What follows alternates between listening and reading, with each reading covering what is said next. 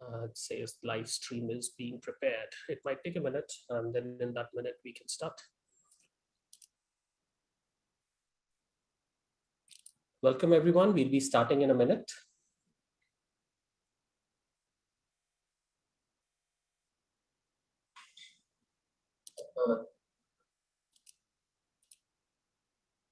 Okay, we are live. Let me close the tab. Perfect.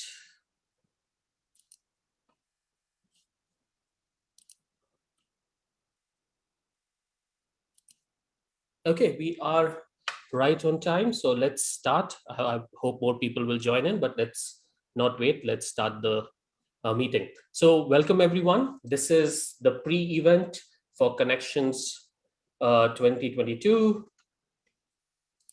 And this has been organized with IISOC and INTC together. We have an amazing set of speakers and panelists throughout next week. There are interesting tracks like IPv6 extension headers, IoT, even something called Beyond IETF, where we are looking at technologies outside of IETF, like from BBF and 3GPP, and hot topics in networking, which were being discussed in IETF and IRTF.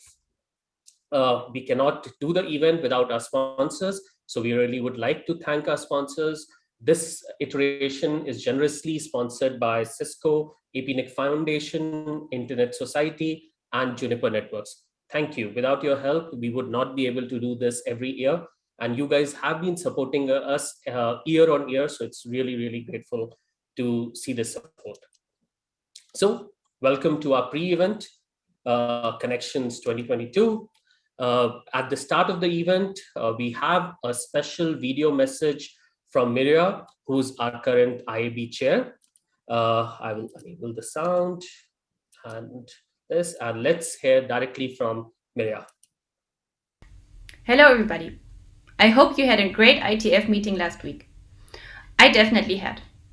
I had the chance to join in person, and it was so good to see some faces again, to be able to connect to people and to help to quickly assess issues and solve problems.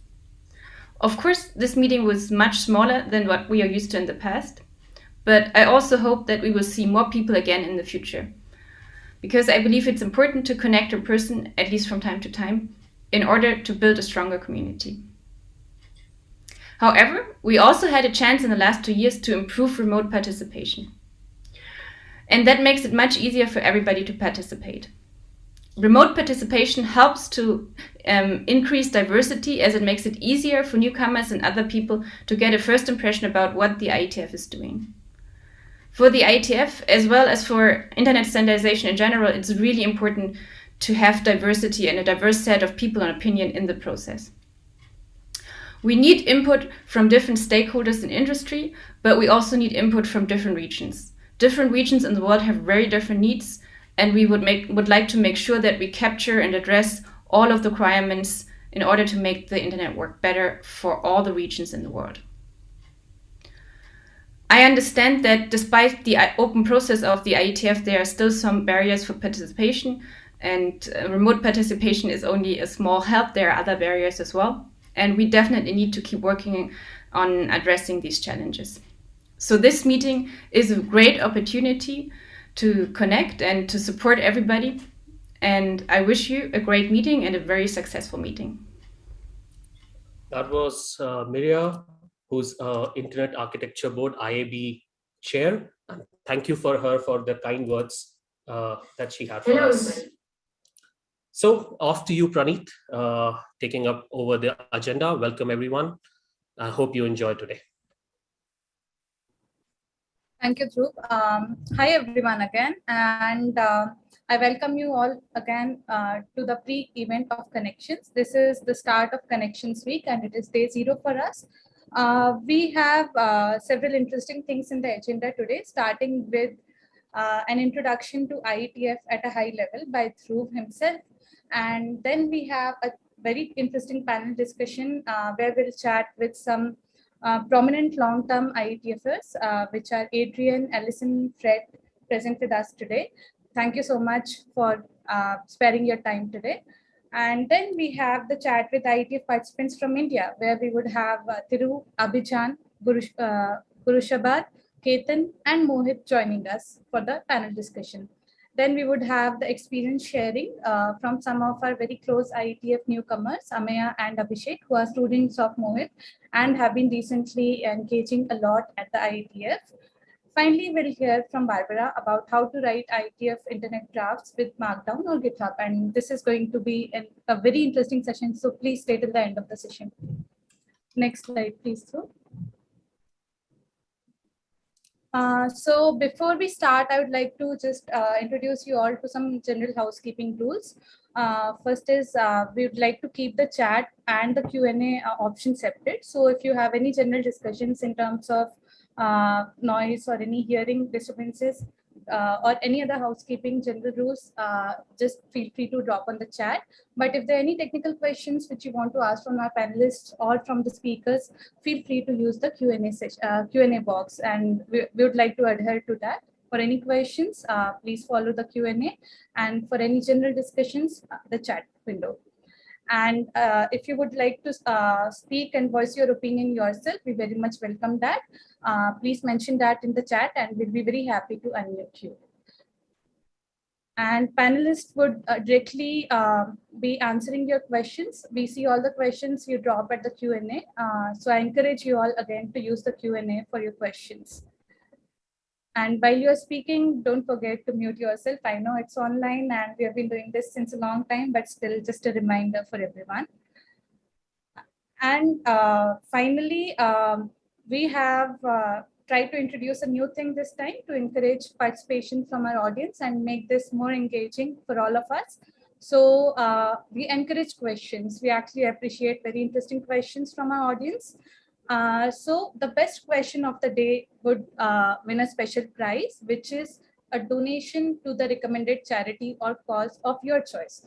So I encourage everyone to stay active, follow the Q&A, raise your questions, and we'll hand out a best winner for the best question at the end of our day today.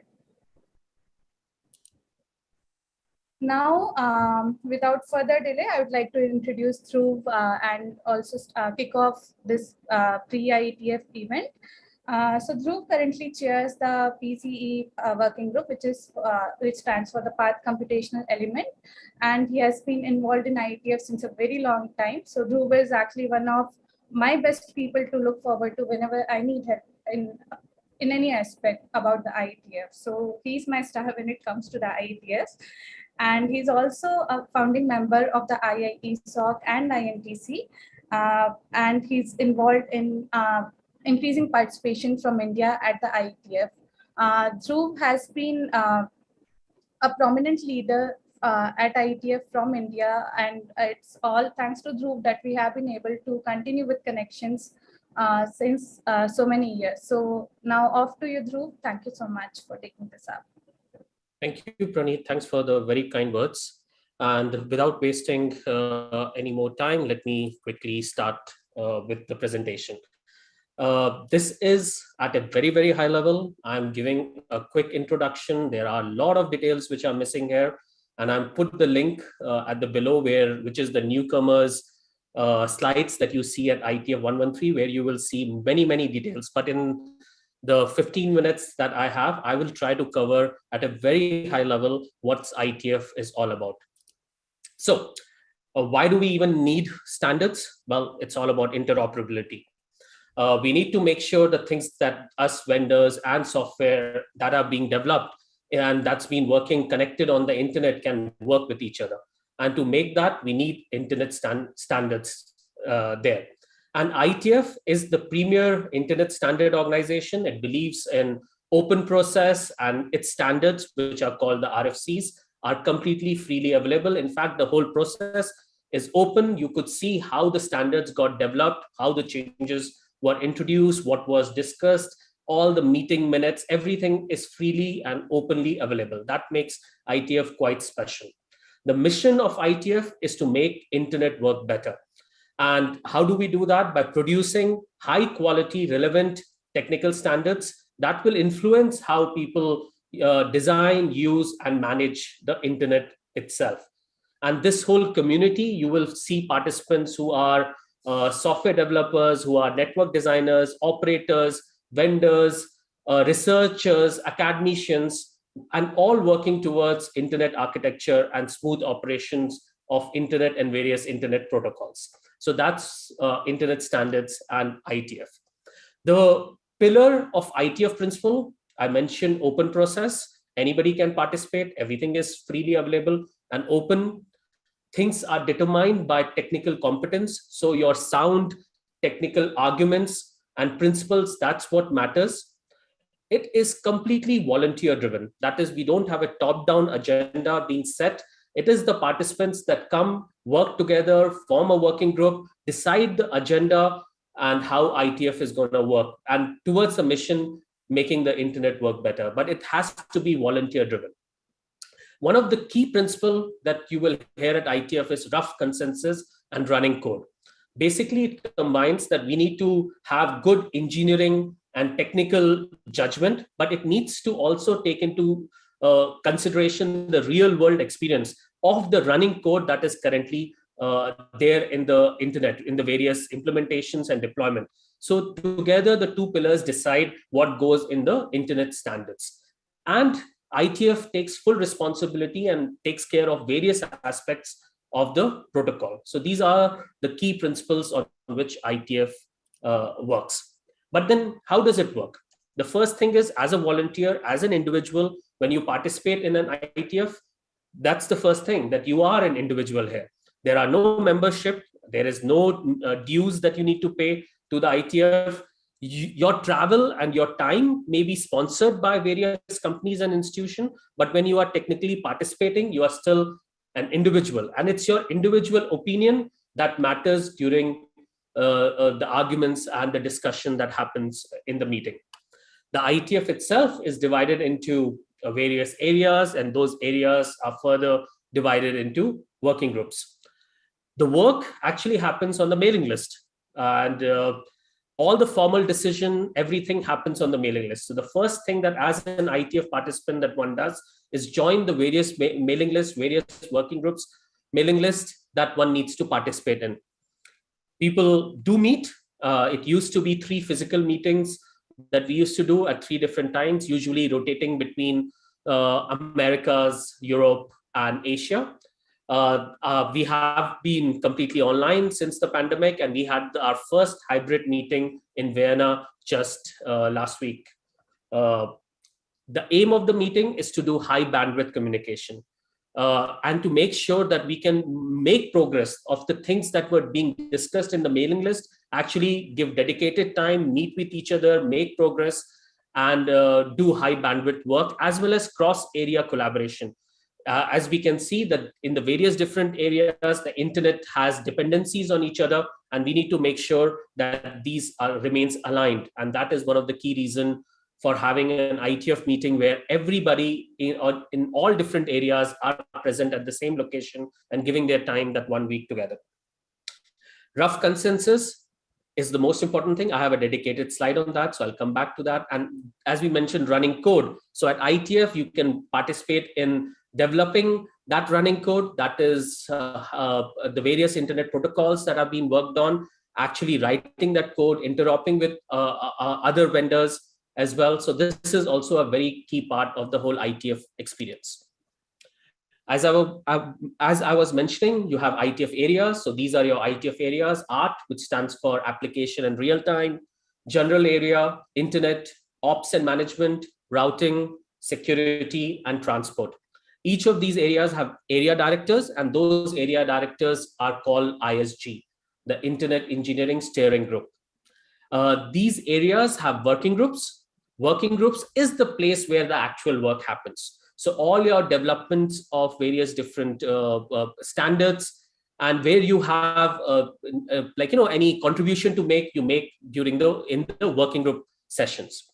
And they are created with a clear charter that this is what the problem that the working group is going to solve. This is how they are going to work. What is the architecture at high level they fit in, and which other working groups they need to coordinate with to achieve their output. And the working groups are being chaired by co-chairs, and I'm one of the co-chair of the PC working group. So what is the internet standard that IETF produced? That's the one which we call RFC. It stands for Request for Comments. It has a more historic name, and it was initially used to share notes between the early researchers working on a very early internet. And in fact, RFC series is quite old. It starts at 1969, whereas IETF itself is 1986. And one more thing to realize is that RFCs are way bigger than the IETF, because there are many different streams that publish RFCs. I haven't talked about IRTF and IAB much. I wanted to keep it condensed. But within the IETF meeting itself, there are other organizations like IAB and IRTF, which is the research arm, and IAB, which does the high-level architecture work. They can publish documents. In fact, you can publish documents as an individual. We have Adrian here, who was the ISC independent submission editor earlier, and now we have Elliot Lear, who's the new independent submission editor. So in fact, RFCs were published outside of IETF as well. So that's one thing that to realize when you are new at IETF. But what's most important is the internet drafts, because those are the working documents where you actually can contribute to the IETF. And talking about RFCs again, we have around 9,200, and around 200 RFCs get published in a year. Let's come to the most important thing, which is the internet drafts themselves. This is where you capture your ideas and discussions when you have a new idea or an update to a protocol extension that you want to do. You write it down as an internet draft, and then it gets republished. It gets various different revisions as you get comments from other people, and you refine and improve your document. And IDs are posted, your RFCs are published. And by posted, that means anybody can post it. All you need is a data tracker account, an email address, and then you can simply post an internet draft. It's usually when you post a 0-0 internet draft, this is where you start the discussion. It doesn't have to be a complete idea. It doesn't have to be too refined. In fact, you wanted to get the idea out there, get the first check is there interest in the community on working on the problem that you have. So for that, you need a starting document, and that's your internet draft. Internet drafts usually expire in 6 months, and whenever other people reference that work, they always used is as work in progress. And it is because it's meant to change. This is not the final output. And what happens is when you have your individual document, and when the working group thinks that, yes, this is a good starting point for the working group to start working on it, it formally adopts it. And in the adoption process, the name changes from your name, Draft Dhody something, to Draft IETF working group name as such. So this is the formal adoption. This means that working group agrees that it is a problem that they want to solve, but that doesn't mean that it is an RFC yet or it's standardized. It still needs to go through the working group process as well as the IETF process, which is called IETF last call. And then only it gets into the ISG. ISG does the review, and then RFC editor further edits the document, and then only you finally see the RFC. So it's a long process. But as a newcomer, the thing that we need to understand is internet drafts, which are the starting points to the whole process. So you might be here because you had an idea, you wanted to publish something as an internet draft, but you were kind of lost. So here are some approaches for you to look at. The first is how big is your idea? If it is something like a delta to an existing document where, oh, RFC did not do this, this is a new feature that I would like to add into an existing protocol. Yes, you write it as an internet draft, and you have one process. But when it's sort of a brand new idea and proposal for, say, a brand new protocol that needs to be worked, you need to write maybe several different IDs. You need to have a different process. So in most of the cases, what happens is you already have an appropriate working group. You write the document for that working group, send the notice to that working group that I've written this ID. Is there any other people who think it's a good idea? Do you want to work with us? Let's improve this, find the right home. And in some cases where it is not related to a particular working group area, we in fact have something called as a dispatch style working group, which are a much bigger scope working group whose aim is to help and drive the the document to the right place, which area it needs to go, how it should be done. Should it needs a BOF in its own? Can another working group be rechartered to include the work that you are proposing? So there are various different options that are available here, and you should just talk to us and get feedback, and we are here to help you guide when you have a new idea. So take that opportunity. And one of the important slides that I have is to understand how the document says that we have a consensus on that document. And the main thing to realize is that it's not voting, that we are not, the chairs are not counting the votes of how many people are saying yes and how many people are no when they say that a particular document can be adopted or a particular document has a consensus for publishing. So what does this rough consensus mean? The main thing is it doesn't mean that everybody's objections are handled and there have been changes. The consensus is when they have been adequately addressed, that the authors and the working group have discussed it and they believe that they have addressed it adequately. And then it comes to the job of the chairs to decide, yes, whether the people who are still objecting are on the rough, and how important is this in the overall validity of the document and the working group behind it. In fact, this cannot be summarized in sort of one slide itself. So I have a suggested reading, RFC 7282, which talks about how IETF does consensus, how IETF does humming, and not just simple voting that you might expect otherwise. So my last slide, I'm just 1 minute over time, so that's pretty good considering. So what are my last tips? Mailing list. Join the mailing list. I know sometimes what happens is you see there are so many mails. I don't know. Use your mail filters on your mail client, but do subscribe. And then when you get free time, go to that folder, start reading that emails. There is in fact IMAP subscription, lots of different ways. You don't even have to subscribe. You can just go to the website and start reading in that last week what have been discussed. But mailing lists are the most important step. Don't shy away from it. And then attend the IETF meeting. We have, like these days, remote participation is pretty good. Fee waivers are available for remote participation. Use that opportunity, attend the meeting live, and participate during the meeting session. And when you are attending the meeting, do prepare for it. Materials are available in advance, so use that opportunity. And in fact, what I would always suggest is pick a few set of sessions, few set of topics that you are really interested in and go fully in depth in it, like how it has been discussed in our past, what is the history of those documents. And otherwise, for the other things, be a tourist. And even being a tourist, that's how you develop interest in new areas. You learn about things and you will realize, oh yeah, this can apply to even my work that I'm doing. And overall, you have a better IETF experience if you do this thing. And always ask for help. People are there to help you. We have IISOC, we have INTC. We would like to help you.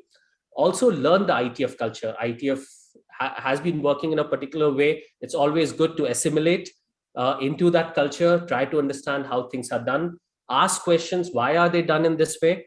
And then hopefully you have a better IETF experience. And if you are interested in, IETF 113 meeting materials are all posted.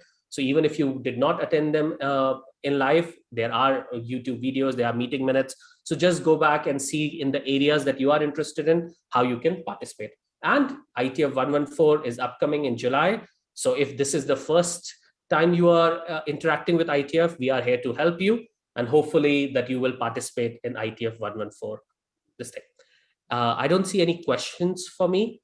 If there are, please let us know. Otherwise, we'll continue with our agenda.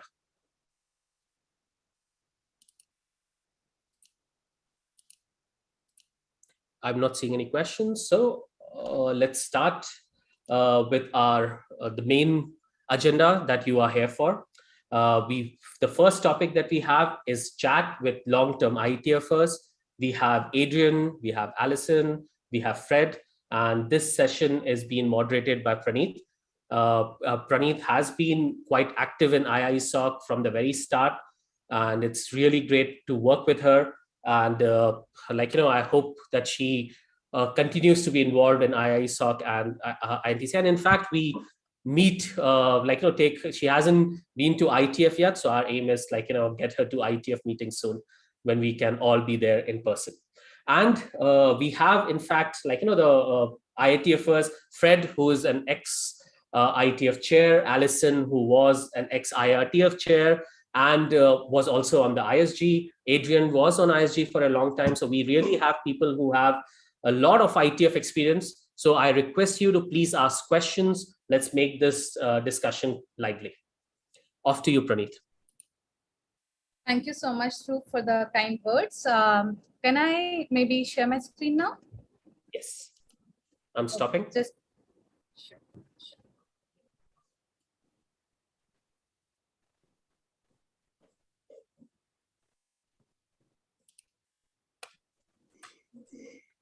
I hope you see my screen now, Dhruv. Could you please confirm? Not yet.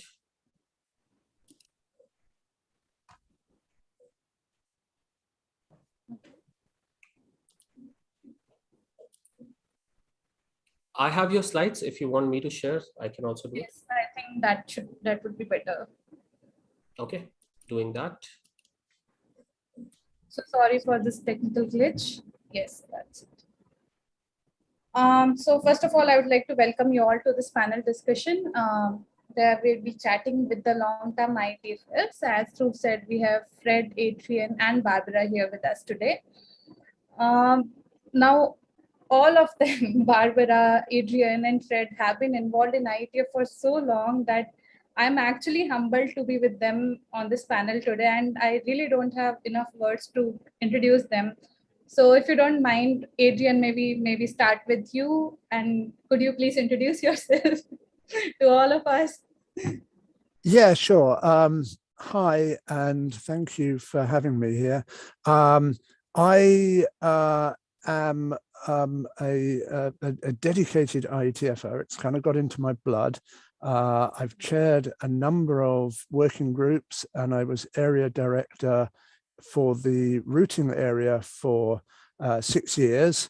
And now I'm a consultant working principally in routing and NFV and SDN, but that takes me off into other areas of research, mainly at the lower layers. Thank you so much, Adrian. Next, may we have you, Allison? Hi, yeah.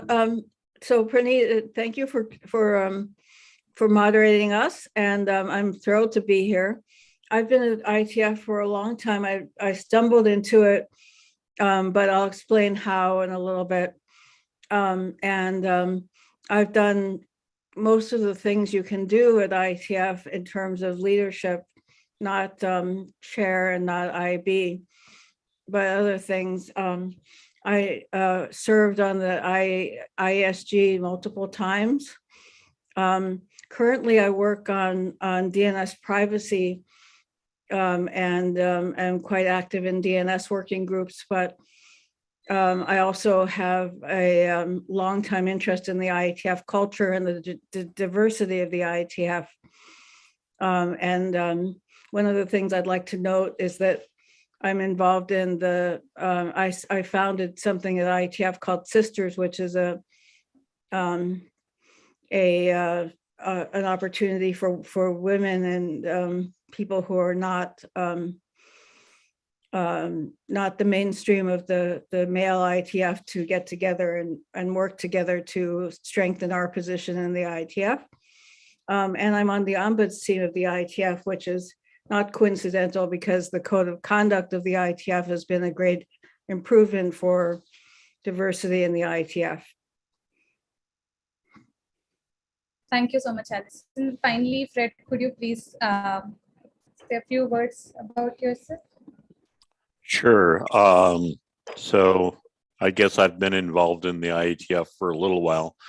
My first IETF, I was approached by a woman named Allison Mankin who asked me whether I had a problem with end stations controlling quality of service that they experienced in the network. And of course, I coming from the network side, said, well, I'm here to help.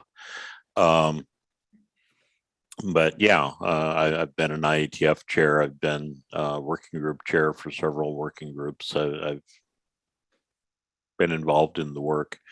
And, you know, if I can help in one way or another, that's what I'm here for. Thank you so much, Fred. And finally, I am a software developer in my daytime job. And I've been involved with IESOC since its foundation, and it has been a truly amazing experience. So without further delay, let's just start with the panel. So next slide, please. So my first question to all of you. Now, let's maybe set some ground rules first. So we'll start. I have the same questions for all the panelists. And we'll be going one by one, starting from maybe Adrian, then Allison, and finally Fred. So my first question to Adrian. Adrian, could you please tell us how and when was it that you first got to know about the IETF? Yeah, it's a bit odd. I was a software developer specializing in communications software. I'd been working on SNA and ATM, and the project I was on was coming to an end, and we were looking for what's next. And so we prodded a few of our customers, and we listened to what was going on in the press, and we heard about this thing called MPLS. No idea what it was. Better start reading the documentation. And there were these internet drafts talking about MPLS. So I read them, and I thought, oh, there's some errors here. Who do I talk to? And I only then found out that there was an IETF producing them. And sent some emails and thought, well, perhaps I ought to go along to one of their meetings and see these guys and find out what's going on. So I went to IETF 46 in 1999. Some of you may have been born by then. So compared to Fred and Allison, this makes me a relative newcomer. I think I've been around for maybe 60% of the IETF's life. And I went along to this first meeting without doing any due diligence or research, turned up in shirt and tie, found myself in a crowded room in a hotel in Washington, DC, and had to sit on the floor, and got up after a couple of hours and went back to my room and found a t-shirt for the rest of the week. Thanks, Fred. That's really interesting. Allison, off to you, maybe. So I came down to Washington, D.C. area to get a job after school, and my second employer was Phil Gross, who was at that time the chair of the IETF, and it was I got there at the time of the 7th IETF in 1987. So it wasn't coincidental that I got a job doing this, because I had fallen in love with the internet through a school course with a BBN person who, and I told Phil about learning about some things about what was going on with the internet, and he was like, "Sounds like you should join our team." But I started out writing minutes for the IETF, doing early congestion control work, inviting Fred to come in and do work, and just being bothersome and around in early ways. So I got to know about it from the horse's mouth, from the guy who invented it, more or less. And I feel like that is a little bit of an old timer's burden. But if you ever have a question about some of the really early days, I have some answers probably. That's really great to know, Allison, because my first introduction was just a few years back. Actually, it was IETF 99 2017, and I did not even attend it in person. I was just following the discussions online while I was at my day job, so it wasn't a lot of involvement indeed. Yeah, but it's really great to know the kind of experiences you and Adrian have had. Fred, maybe would you like to talk next? Sure. So at the time, I worked for a small company called Vitalink. We made what today would be called an Ethernet switch, except that it was remote. It would go over a T1 line over a satellite link. And I had been involved in the Monterey workshops, developing TCP and helping develop technology for use in the internet. And I hired a fellow from NASA Ames by the name of Neil Beerbaum. And I was at the time developing a routing protocol for our equipment, which, as I say, was primarily an Ethernet switch, but we were developing a router. And so I took the specification as I had it and handed it to Neil and asked him to look it over and tell me what I was doing wrong. And he came over and handed me a specification called the OSPF IGP. And he said, what you're doing is actually very similar to what's going on in this group that will be meeting. Vitalink was located in Fremont at the east end of the Dunbarton Bridge in the Bay Area. And he said, they're going to be meeting in a few weeks at Stanford at the other end of the Dunbarton Bridge. You might want to go check them out. And so I did.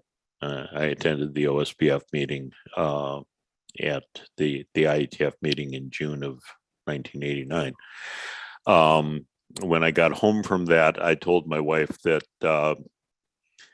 I would have a meeting in Honolulu in November, and there was really no point in her going because she wouldn't see me the entire week. And she said, "Oh, are we taking the kids?" But yeah, so I got involved at that point. Go ahead. Sure. Thank you so much, Fred. Next question for our panelists. Dhruv, maybe could you? Yes, thank you. What we discussed now was basically just a high-level overview for our audience on how everyone sort of got involved and got to know about the IETF. Next, we'd like to get into some specifics on how did they actually start contributing to it. So there's a time frame in between from when you get to know about the IETF, you understand what it is actually, and when you actually start contributing to it. So my question to our panelists is, how did you first start contributing at the IETF? And eventually, how did you stay connected and involved in the recent works over the years? Because for me personally, it has been a real challenge to stay involved because you have your day job, there are so many other things in life. And then IETF needs time. It doesn't just happen. So Adrian, would you like to start this off? Sure, and I think there's a little takeaway in this as well, I hope, for everyone. So what I started doing was reading internet drafts, as I said, in and around MPLS. And maybe it fitted particularly well with my personality, but I found small errors, small issues of clarity, and popped them into an email and sent them to the mailing list and just said, "Hi, you're writing this document, and I think paragraph 1 on page 3 should read slightly differently." And I sent constructive comments like that on a number of drafts over a period of time. And it turns out that authors really like this. Authors are fundamentally lazy people who have lots of calls on their time. And if you're constructive and you support their work and help them make it better, then you become quite welcome to talk to them and ask maybe more technical questions. So that's what I was doing. And it quickly led on to people saying, well, if you've got this idea, would you like to work with me on my next draft? Right, right. I think that was a very good approach, because one thing we newcomers struggle with is what do we actually do? There's very little that we understand, and especially the depth of knowledge that's required to understand the drafts is kind of high level. It's kind of very deep. Off to you, Allison. So I think that that's a very important point, that the need for review is very fierce in the IETF, and if you are willing to do review, it's very welcome. I took in a different approach. I had been working, you guys won't believe it, but at the time that this was going on, gigabit transfer was not, the time that I was getting into the IETF, there was something called the gigabit jamborees, because it was difficult to get that much data transferred. I think a few people might remember that. And I spoke to people at IETF frequently about what we were doing in the Gigabit Jamborees, which was a different organization, but was about different kinds of aspects of transport, as well as the low-level questions about transport. And when the first transport area director decided he didn't want to be the transport area director anymore, someone suggested me for that role. So an area director, and Adrian knows this too, is the ultimate in someone who reviews documents and tries to help the document to get better. And that is another way to contribute. And I felt that by serving in that role for multiple sessions, I served as the transport area director, IP next generation internet director. For a little while, we had something called the sub IP, which was to help figure out how MPLS and other things fit in. We had kind of a forced requirement to do a lot of reviewing, and it didn't involve mailing list dynamics. It involved, I'm the area director, I want to help you with this. Let me point out that this didn't make sense, or this section is not clear, or something of that nature. And that helped too. And I'm not saying everybody can become an area director, but I'm saying that working with the area directors and seeing what an area director does is actually not a bad guide to how to do reviews, because the overall goal is to make the documents clear and to make the documents good. And it may not always be what your day job, it may not always be what is the clearest thing for you to do for your day job, but the document's clarity is what makes the work, what makes this technology matter so much, and makes this technology so successful. So thinking in the sort of bigger picture is very important. And so that helped me to stay involved through the years. And then over time, I saw more interesting problems because of being an area director. And by the way, I highly recommend, if you like the IETF, looking at becoming a working group chair and then becoming an area director, because you get to see all the technology and you get to see the whole range of things. And it's very challenging, but it also shows you a lot of interesting problems that you might not think of otherwise. So I would not have predicted that I'd be working on DNS and DNS privacy 30 years ago when I started, but the range of different kinds of problems that you can get involved in because of the range of different ways that you can participate in the IETF is very exciting, actually. Allison, if I can just interrupt, and there's a very interesting question from Alper in the Q&A. So he says, he wants to know how can one get involved with IETF research as a university professor, since you have been ex-IETF, so maybe you could answer it for all of us. Although Adrian and Fred have some very interesting remarks on the Q&A, still maybe if you could voice out for all of us. Could you repeat the question again?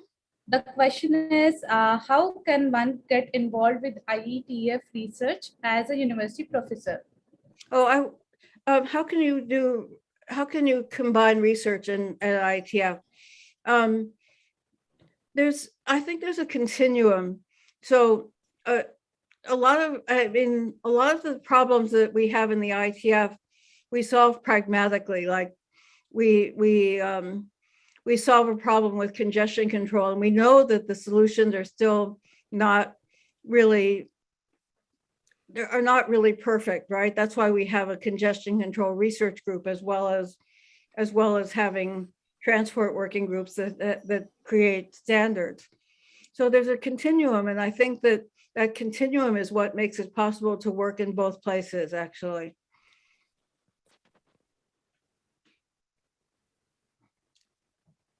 One of my favorite talks ever, I gave a talk at NSF on open problems that the IETF engineering area has that researchers should be looking at for research problems. And I think that is one of the things that, if you have an academic bent, IETF is very interesting in that regard. And you can go to IETF and do both IRTF and IETF in a very interesting way, if you have both of those interests. Thank you so much, Allison. I think you have covered almost everything, every way we could get involved. Fred, do you have anything to add on top of this? Well, I think I do. I first got involved in contributing at the IETF. I attended, as I mentioned, my second meeting was in Honolulu in 1989, and I attended a couple of working group meetings. Now, at the time, I was working for a company that made remote Ethernet repeaters or bridges. And so in the PPP working group, the question came up, so, gee, we would like to be able to use PPP on some of these interconnects. Would you write a specification for how to do that? And well, I'm sure it wasn't a long one, but I wrote that for the PPP working group. And I was also approached by Dave Crocker, who was in the process of starting a new network management area using a protocol called SNMP. You may have heard of it. At the time, it was a brand new protocol. And, would you be willing to write a management information base for internet bridges or for bridges? And sure. So I got involved in that and became actually the initial chair of that working group. So now after that, it was a fairly contentious working group, and I got involved in PPP and a number of other working groups along the way. So I got kicked fairly quickly up into management, into leadership of the IETF. And in 1996 became the chair of the IETF. I think if you really want to start contributing and stay involved, the first trick is to do something, to start chairing working groups or being a secretary for a working group or whatever, and writing internet drafts. And then, staying involved over time. Frankly, mentoring people coming into the IETF has been an important part of, or important to me, part of what I've done. So. Thank you, Fred. I think you have summed it all pretty well. And one key takeaway for all of us is just start contributing any way you can. And then from then it would be fairly easy because we have such great mentors and so many awesome people who would guide us through the way. I think we are running a little late. So can we hurry to the next question, please, Dhruv? Okay, any interesting story from your IETF experience? So this is basically just to notch this discussion a bit and maybe share something different which happened, which you totally did not see coming. And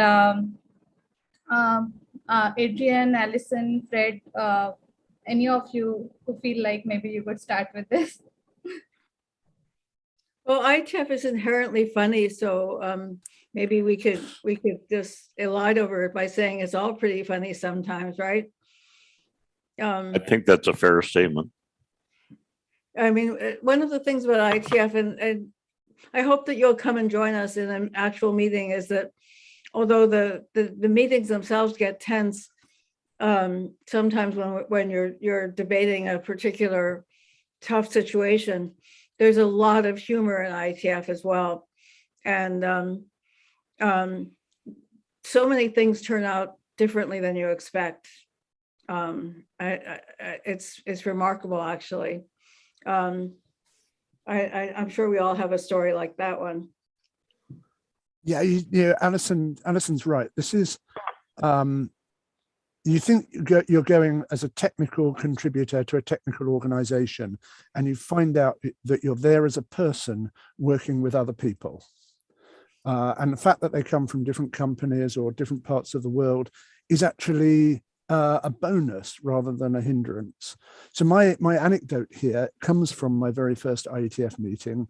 And I was in the MPLS working group, and there was somebody presenting with a very precise use of English and a very heavy Russian accent. And there was a big sigh from the back of the room, and somebody wearing shorts and sandals stomped halfway up the room to a microphone and spoke very fast, basically saying, "This is a load of rubbish, you're wasting everybody's time," and just turned away and stomped back to his chair. And about 30 minutes later, somebody else was presenting, and this same person stomped up the room to the microphone and said, "What I said before was wrong," and then walked away. And these were the two key inventors of MPLS, having an argument in the middle of IETF and admitting they were wrong. And that is just so IETF for me. Although it also brings up the question of we've had to try to get ourselves to be a little bit kinder to each other in our statements than that. But we were small, a lot smaller than we could get away with more in those days. Yeah. Yeah, I think the one that I would give is we found ourselves in, I think this was, Fred, you might have been at this one. This was the Stanford meeting, but we were suddenly in a room with a bunch of boxes, and it was actually Cisco's proving room for their routers. And somebody said something like, "What if we, what do we think this is going to catch on," or something like that. And I was thinking, yes, it is, but it was so funny to think now. What we were looking at was this very, very nascent beginnings of this giant company that later became so dominant in our company. So you never know what you're looking at and what's going to happen and how you're going to remember something that you just experienced at IETF. Like probably, Adrian, that you actually knew what was happening at that point, but somebody else might not have recognized that and looks back later and says, "Oh my God, what I saw that moment in Washington, that's unbelievable," right? So well, IETF, in a lot. Go ahead.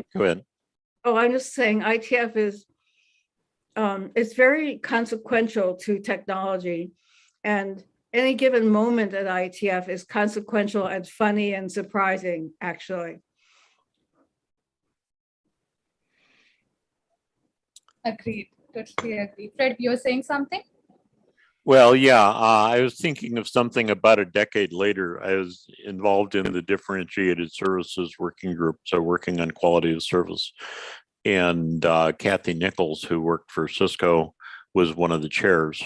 And her husband, Van Jacobson, was involved in the working group. And of course, I worked for Cisco at the time. I was with Cisco for 22 years. And something came up, I forget exactly what, but some conversation got going. And there were 4 of us basically standing around in the mic having a debate. And I heard later that the proof, if there was any proof that the IETF was an open organization, that everything was open to discussion, was that all 4 of us were from Cisco and we disagreed with each other. Yeah. So for those of you who are not familiar with the IETF culture, how the meetings are done is you have mics in between the aisles, and anyone could go and stand there and raise their questions live while the meeting is going on. So that's how we are listening to so many of the mic stories here. Okay, Dhruv, can we move on to the next question, please?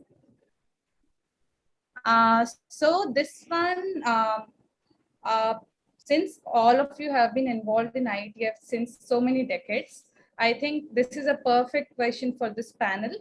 How would you say, how would you like to sum it up actually in terms of how IETF has changed through all the years since its beginning to till date, to the recent latest IETF meeting which we saw taking place recently? Fred, would you like to start with this? Sure. I would say that the IETF has developed more processes. My first thought was to say it's become more formal. That's probably not entirely true, but we've developed more processes and practices in a working group.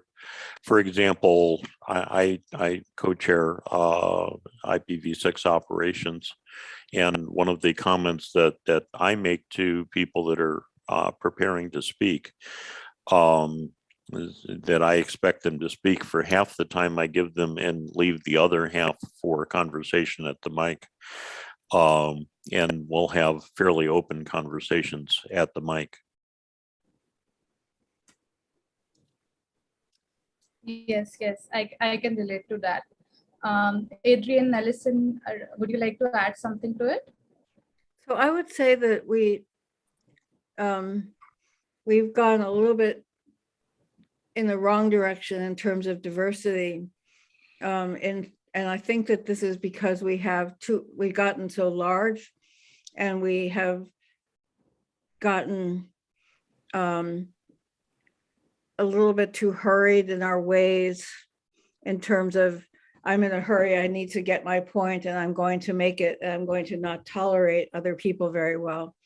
So I spend, on Ombud's team, I spend a lot of time dealing with people who feel like they don't have a way in because they've been pushed back quite hard by others, privately or not privately. And I think that was true in the old days, but it was easier to deal with when we were a much smaller organization.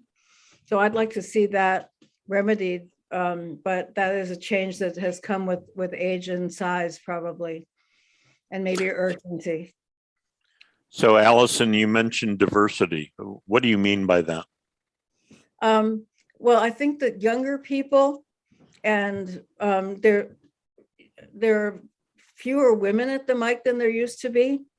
I mean, remember you mentioned Kathy, but if you look at I feel like the hybrid meetings were actually good for this, because there was actually an ability for people to come forward and be less formal, but formality tends to drive people out sometimes. You feel there's a barrier to entry, and I feel the IETF formality has driven back some of the younger women or the younger people from more diverse backgrounds who don't feel as comfortable as they should. I'd love to see people more comfortable, and I commend this organization, that's hosting us for trying to improve the comfort level for people to speak up and get more involved and get more active. And also I commend the mentoring that you've been doing, Fred, but I think that we have work still to do. We definitely have work to do. And the reason I ask about diversity, that's often used as a code word for we need to get women involved. And I would add, that, yes, we need to get more women involved. But I would add people from different parts of the world. One that comes quickly to mind is Suprita Saw, who at the time was a Cisco employee, is now, what is she now? She's bounced around a bit, but I was asked to mentor her at an IETF meeting, which I did, and turned out that she was in the middle of doing an IPv6 deployment. So I got her to come up and actually give a talk about what was going on at Geo, and which apparently that was an exciting point for her. So I feel like she's from India. More of that. We need to keep on doing that more, because we have. But I think that the IETF, when I first started, we had the IETF was a mix of academics, and I mean, you can just look at. Actually, I don't want to get too nostalgic, but I think before Adrian's time, I think we had a much more robust mixture of people coming together from various parts of the world, and things got more professionalized and more urgentified. And we need to keep working on making openings for people who have good ideas and new ideas, but may feel that there's a barrier to entry. Well, and along those lines, I'd mention operational input. I think operational input is very important to the IETF. And if you listen to the operators talk, the IETF is unfriendly to them. So, so I would mention operational input. I can see that. And another thing I have actually noticed over the years is, earlier, while we used to have mostly only the big players, only the big companies involving, now we see even people from small companies and medium-sized organizations joining the IETF, and the companies actually supporting. For instance, my company right now is very supportive of the IETF. So that's a very positive development that I have been seeing, and even at the IETF newcomers are more than welcome these days. So Praneet, are you going to show up in Philadelphia? If I get a sponsorship, yes. Okay, can you move on to the next question? Have you there? I think that's a really important point, Praneet, because both the small companies, but also certain areas in the world find it very expensive to travel, even when the IETF is regional. For example, and it could be even if the IETF was having a meeting in one end of India, then traveling across the country is a significant undertaking.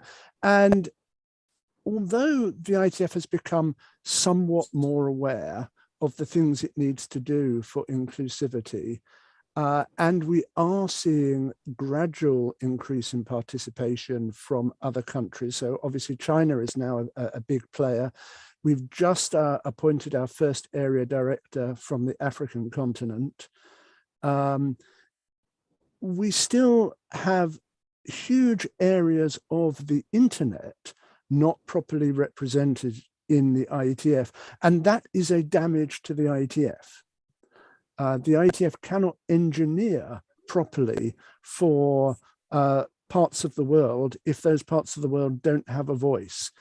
So it remains incumbent on those who are in the IETF to be looking for those voices. And we need to do more things like this event to encourage people to find the ways to participate. It's great to be at an IETF meeting physically, but it's not essential. You can become a significant contributor to the IETF sitting at home using email, because most of the business is done on email. And there's a case in point of that, which was somebody who was participating on a mailing list, sending quite a lot of really relevant technical contributions. and nobody had heard of him, and nobody knew who he was. And so the IESG gently sent an email saying, this is really great work. Would you like to come to an IETF meeting? And his answer was, I don't know. I'll have to ask my mother. Actually, Adrian, Alex Zinnan was somebody who participated from very far away, and then only came to IETF very belatedly in his career, actually, and after having been contributing tremendously, if I recall correctly. I was on the ISG with him. So it is but I like the hybrid meetings. I think if we could keep hybrid meetings going, I think we could get a tremendous advantage for people from the Great South, for example, where we have where we have opportunities for new ideas to come in that we could really emphasize. We could do so much better with if we didn't have the mic in the room as the center of everything. Yes. So this has been a very insightful discussion. Dhruv, at this point, I think we have summed it all pretty well. And I would like to give one key takeaway to all of our participants, which we have had from these discussions. One is these days we are having hybrid meetings, and that's indeed a very good way to engage, because in the older times, since our panelists have been involved, that time it was very difficult to get involved remotely. These days, it's not. And all of the work is done on the mailing list, as Dhruv stated in his presentation. So it's very, very easy to get involved. Just find out the time. You'll find mentors very easily. Just get involved in any way you can. Do editorial changes, look at the drafts, give constructive arguments, and you'll have a great way ahead, because we have a very supportive crowd at the IETF. Finally, I would like to thank all of our panelists, Adrian, Fred, Allison. Thank you so much for sparing your time and being with us here today. This has been a very enlightening talk for me, at least, and I hope for all of us. Thank you so much again. Now, off to Mohit, where we have the next session on chat with the long-term IETFers from India. Mohit teaches at the University of NITK, and he has been involved with IASOC since past few years. And he's also a member of the advisory board of the NS3 consortium and the co-mentor of TCP and traffic control modules in NS3. Mohit has done a great deal of work with the research students, and his prime areas are Linux Q disciplines, data plane optimizations, and Wi-Fi. So now off to you, Mohit. Thank you so much for joining us today. Yeah, you can take over now. Thank you. Thank you, Praneet. Thanks for that introduction. Hello, everyone. We have a wonderful set of panelists today. I'll of course allow them to introduce, but just reading out. So we have Abhijan here, we have Gurshabad, we have Ketan, and we also have Tiru with us. And thank you all of you for joining the panel today. And I'll be moderating this particular panel. To initially start with, we will go with a round of brief introduction. And while all of them will introduce, I also request maybe you can tell how you got involved with IETF. So Abhijan, maybe we can start with you.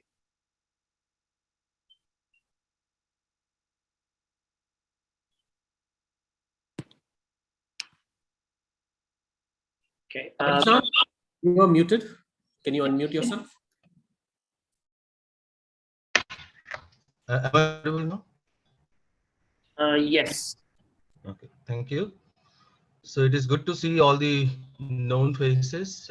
Hello, Adrian, Fred, Praneet, and Mohit, of course. So my name is Abhijan Bhattacharyya. I work as a senior scientist in TCS Research, Tata Consultancy Services. And my primary area of interest currently is communication for telerobotics. And I look into all the low latency communication, etc. And I've been very much interested in IETF since 2012. And that was my first IETF in Paris in March.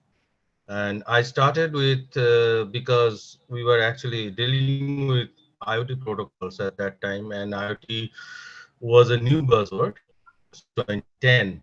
And we started doing some modification in the protocol called QAP, Constraint Application Protocol. And then the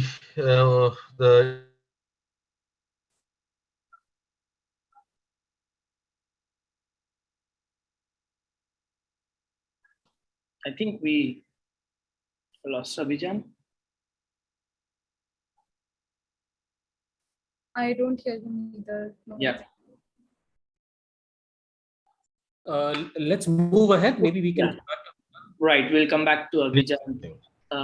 No, I think, is he coming? No. No. Okay.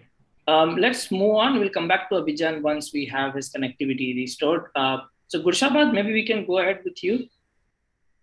Thanks so much, Mohit. It's a pleasure to be here. I'm a technologist and legal researcher, and my work focuses on online censorship and online surveillance. So I used to work for a nonprofit called the Center for Internet and Society in India, and that's where my involvement with the Internet Engineering Task Force also started. We were studying, for instance, how Indian internet service providers censor or block particular websites, and also like surveillance from the government and ISPs. So that's where my interest in network protocols and network security and network privacy started.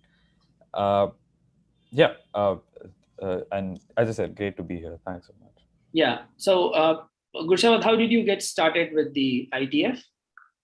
So I mean, the last panel actually discussed how often it is difficult for especially participants from India, or maybe Indian companies do not have the capital to invest in their employees participating at the IETF.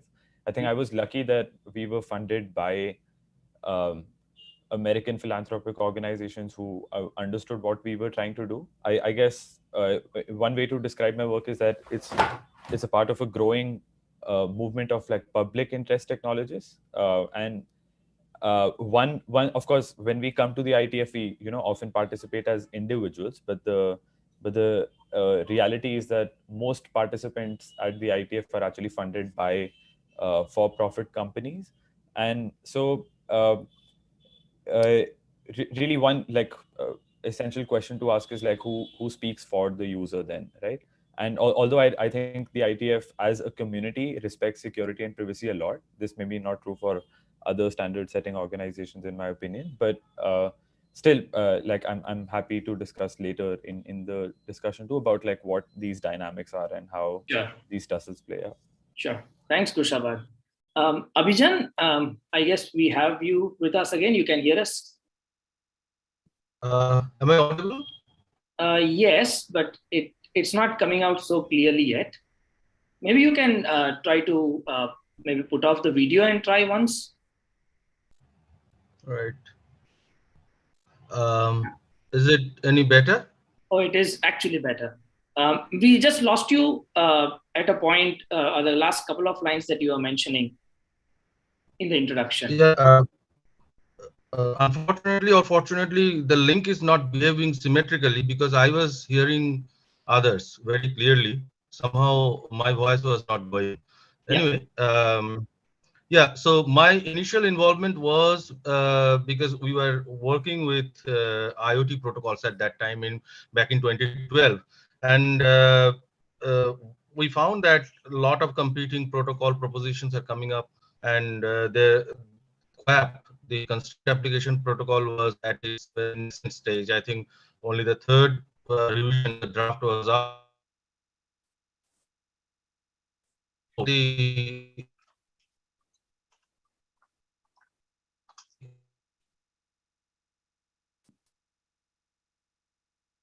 Okay, I guess we are losing Abhijan again. Okay. Let us move. We'll come back to Abhijan. We have anyways a couple of questions listed for Abhijan. So maybe we can go to Ketan. Am I audible right now? Because I just... Yes, we can hear you, Abhijan. Yes. Should I continue or? Please do. Please do. Yes. Okay, yeah. So basically, we were trying to see whether we have an opportunity to meet the actual people who develop the protocol. And luckily, my company sponsored me that time because TCS has been involved in supporting standardization activities since quite some time. So, and that is how I went to Paris, and it was just for acquaintance. And then more than 1 year after, back in 2013, I presented my first draft in November in Vancouver. So that is how it went. Thank you. Thank you, Abhijan. Yeah, we can move to Ketan.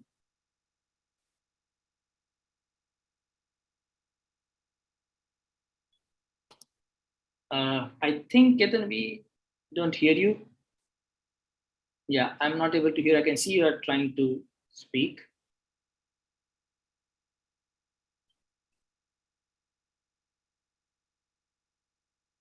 Okay. No. Okay, so maybe we can move to Tiru and come back to you, Ketan. Yeah, can you hear me now? Oh, yes, we can hear you now. Perfect. Yeah. The headset problem, and I hope there is no. Okay, no problem. Let's go ahead. Yeah.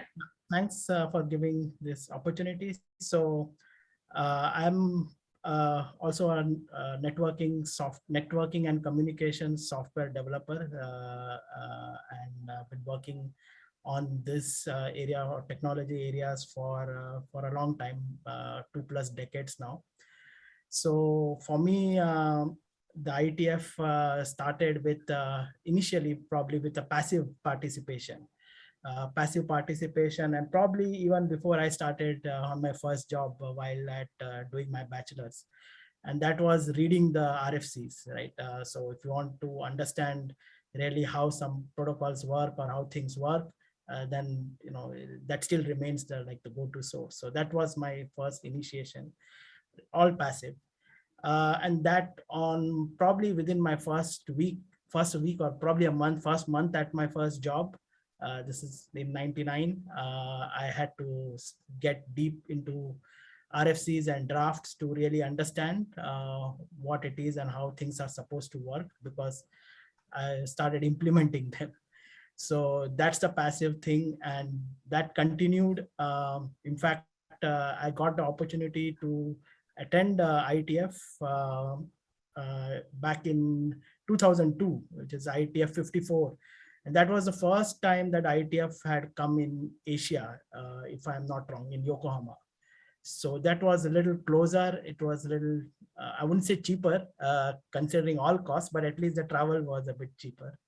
Distance was shorter. So that was the first opportunity to participate. But yeah, I mean, after that, it had been a long gap where it was mostly started with passive, reading things, following the conversations on the list, purely one-way communication, I would say. And then at some point, it started with asking doubts or questions, or, what did you really mean here? Or like, how is this supposed to work? Because RFCs still are, I would say, not very clear. There is a lot of in between the lines things that you need to understand the context. So that's how it started. And then I continued to remain in my comfort zone, staying in the background, doing passive stuff. I had the opportunity to work with colleagues who are really into IETF, like a lot of experienced people. And I could just reach out to them, and I continue to contribute in an indirect fashion, I would say, for a long time. But then things happen, people leave companies, opportunities or things open up, and that's how I started more active contributions on the mailing list, as well as writing drafts and all of that. And then I again got an opportunity to travel again when it was in Singapore, IETF 100. And since then, I've been fortunate to get an opportunity to travel. And thanks to employers sponsoring, because otherwise it is a very difficult thing to do. So I would say, and contributions are both active and passive, but it's kind of been very long. 54 to 100. You can see that. Thank you, Ketan. Tiru, maybe you can go ahead. Hey, good evening, everyone, and good morning, whoever is attending from a different time zone. It's always great to connect to the connections discussions and the exciting technical talks that are going to happen next week. And I started my journey at IETF in 2012 in Paris, and I published probably an RFC a draft at that time, and I came to Paris to present that.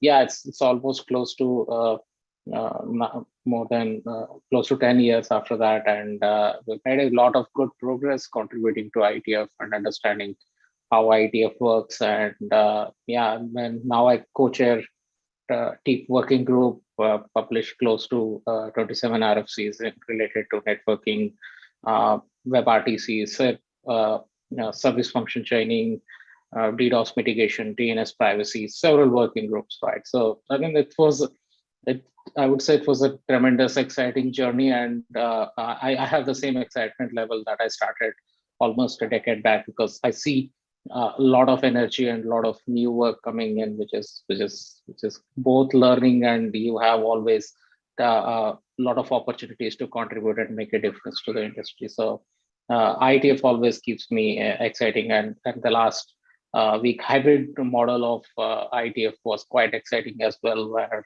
we could present remotely, and it was such a great experience with both people sitting at the conference and we presenting remotely. So yeah. So yeah, I think we can go to the next question. The question is exactly what you are talking about, Tiru. So I'll get you itself to start with this question. What makes you to continue to contribute to IETF? Because you just mentioned that it always excites you to participate in IETF. So what makes you contribute to IETF continuously over such a long period of time? You mentioned you have 27 RFCs already. And how has IETF actually helped your career? Maybe you can throw some light on that. Yeah, definitely, right. As many of us may have started contributing or looking into RFCs, because as a developer, you would be probably implementing an RFC, right? And that's how we all started learning about, from our college days, we started reading books about specifications that were created at IETF. And then as a developer, we started implementing them. And then one day you realize that there was an opportunity for you to contribute to IETF, right? But beyond that, right, I mean, once we just get plugged into IETF, right, the experience for a standard to get created, right, the technological discussions, people from different companies bringing their perspective and working with them, right, those challenges are quite unique than you probably defining, let's say, an architecture document or a design document in your own company and developing code for that, right? Imagine you're writing a specification for the entire industry to implement and deploy, and when you won't be there to guide them when they're implementing it. So that kind of details that you could provide in a spec that would continue to be used by developers for a very long time. And we still refer several RFCs ourselves when we are implementing some of the standards ourselves, right? I mean, that's that tremendous technology innovation that takes place at IETF. When you talk to several people, it brings out your technical capabilities at a great level. And that improved my both professional technical capabilities as well as and also made me much better as a person, because you start working with people from different cultures and backgrounds and different companies having different interests, and there is conflict of interest. People saying, hey, your draft doesn't make any sense. They just throw stones at you and you recover and get back. I mean, those kind of experiences you rarely see within your project when you do that. I mean, colleagues at your company are far more humble in a way that they sugarcoat and give you responses, but you don't get to see that IETF. So I think it helps you to grow as an individual and both technically, and that I think definitely would help anyone's career, is what I believe. Sure. Thanks, Tiru. So coming to you, Ketan. So you started quite early 2002, then you had a break, then you came back again. So what makes you to continuously think about IETF and contribute? And more importantly, being in an industry, we sometimes switch the domains. So then how do you keep yourself intact with the things that are happening at IETF versus what you're doing at your organization? So I'll take the second part first, and I'll say that it depends on your day job, and there have been several years where I have been almost completely disconnected from any active participation in the IETF, and it was so that's a fact of life, and you have to balance that. What makes me want to contribute is like I think some of us said. We are at least my background is a software developer, right? So we develop and we deliver things, and these days for a lot of the major vendors in the networking space, a lot of software development is driven from India.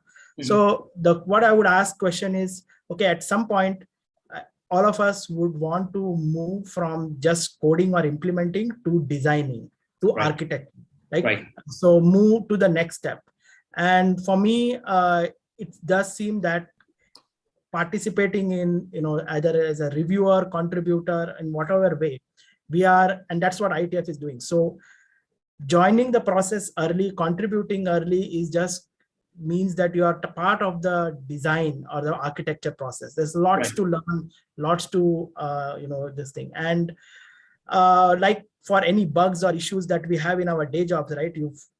You fix something early in the cycle, it always is much better than once it's put out as an RFC, and then there is something not clear, there is bug, there is crashes, brings down the entire networks, or it's too expensive. So I would say for any developer who is working, it's in your interest and in general in the interest of internet that you contribute or participate in the design or architecture phase. So that's, I would say, is the primary motivation or contribution. And help, yes, I think I will echo what Tiru has said, is that there is a technical aspect for sure. You learn a lot, and there are a lot of very experienced, good folks out there who have helped mentor. There is also the so-called soft skills of how to handle, how to participate, how to take even criticism and this thing. So IETF culture is very different. People who have attended would know. You would not normally face that in your day-to-day career because everything is a little smoother, calmer waters, let me say. So I think that's all a valuable learning. So for sure, it has helped in my career, both as growing, technical and otherwise. And also, I think there is, it helps in your career for sure. Yes. Okay, thanks. So Gurshabad, maybe you want to add something at this point in this slide. Maybe you can suggest us how you plan to contribute to IETF and have been contributing always. Thanks. So my participation has been at certain IETF groups where I've actually, many of us have discussed this, how reviews are so valuable. I think lots of my participation in the IETF is solely that, in terms of security and privacy analysis of protocols specifically that affect the users. And so that means in the transport layer security group or in the messaging layer security group, and some, of course, we've seen a lot of DNS privacy related work happen in the recent years. And some of my participation is at the IRTF, which was also discussed in the last panel, the Internet Research Task Force. And there, I mean, combining the second part of this question too, like it's an amazing community of researchers on network protocols and security that often present their work at IRTF meetings. And I mean, IITF also runs a very reputed research prize for papers broadly in network protocols and security. So through that, I've met many amazing collaborators, and some of whom share a sort of non-profit and perhaps more research and advocacy bent than than a developer bent, but also people from academia who are interested in perhaps writing down definitions or thinking of broader architectural principles about the internet.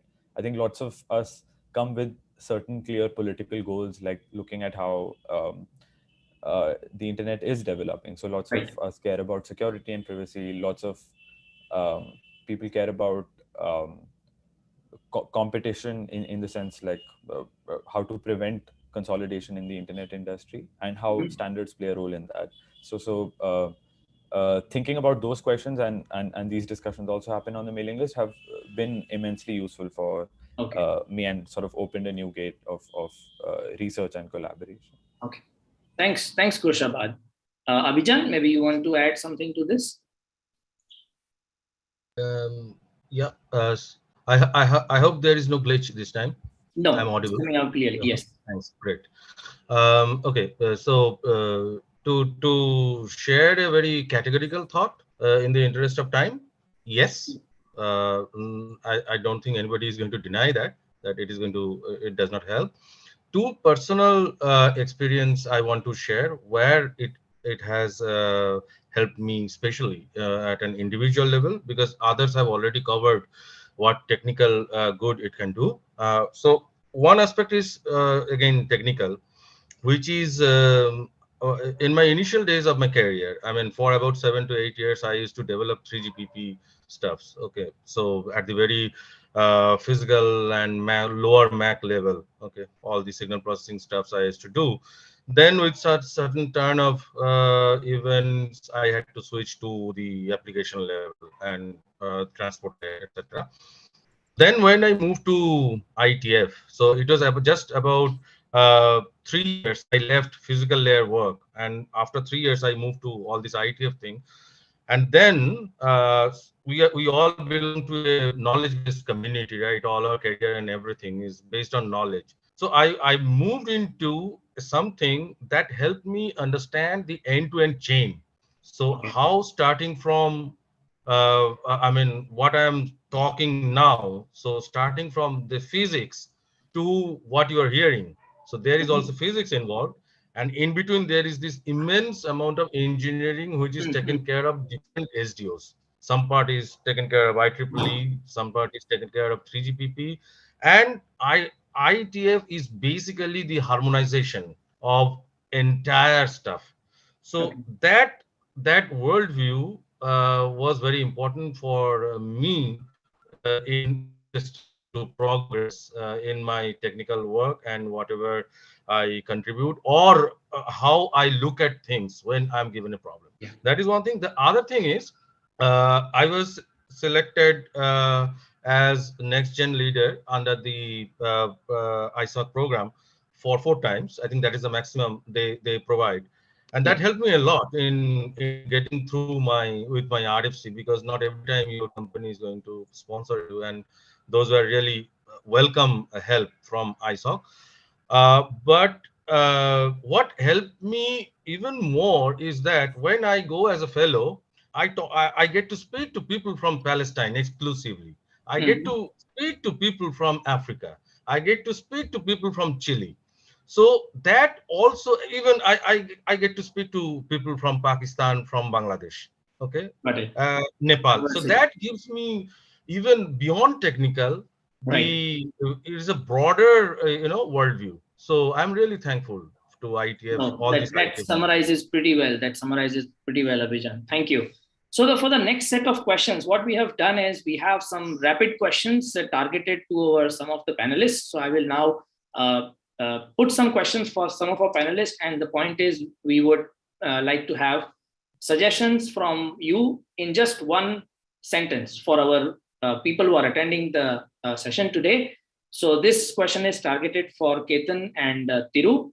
So what can be done to get an average software developer who has gotten into the software development to also engage in the development of standards? Because you both have exactly done that. So can you give us one-liner for our participants today, if they are software developers, how they can get engaged? Ketan, maybe? Yeah, so I would say review reporting bugs and engaging in the design and architecture process. These are natural and very easy for any software developer to understand. If you're doing it as your day job, you would be very much interested to doing the next level of stuff. It's part of the entire engineering process. Okay, review, So, report the bugs. Report bugs, review, and then design and architecture. It's engineering that it's being done at IETF. It's nothing different. Okay. And if there are any barriers, I mean, we can get together and try to ease out as much as possible. Okay, thanks, Ketan. Tiru? Yeah, I think IETF has transformed in the last few years with hackathon and other events happening in the first 2 days, if you see, right? And I would suggest people who are developers, right, in areas where they're developing software, for example, right, they should pick up the working groups that are closely related to their work, right, and start contributing, participating in hackathons is a good way for checking out. And actually, software developers can do a lot of work and report their work.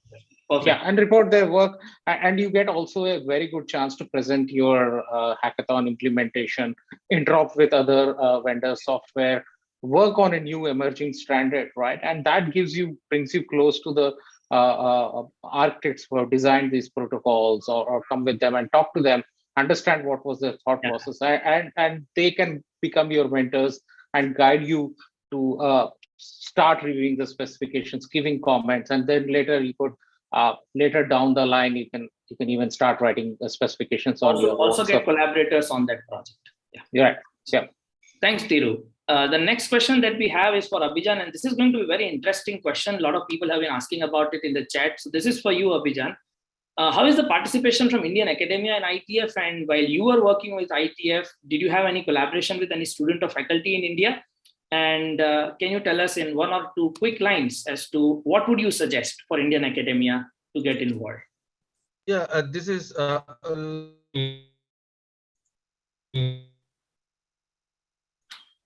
so we are losing you, Abhijan, again.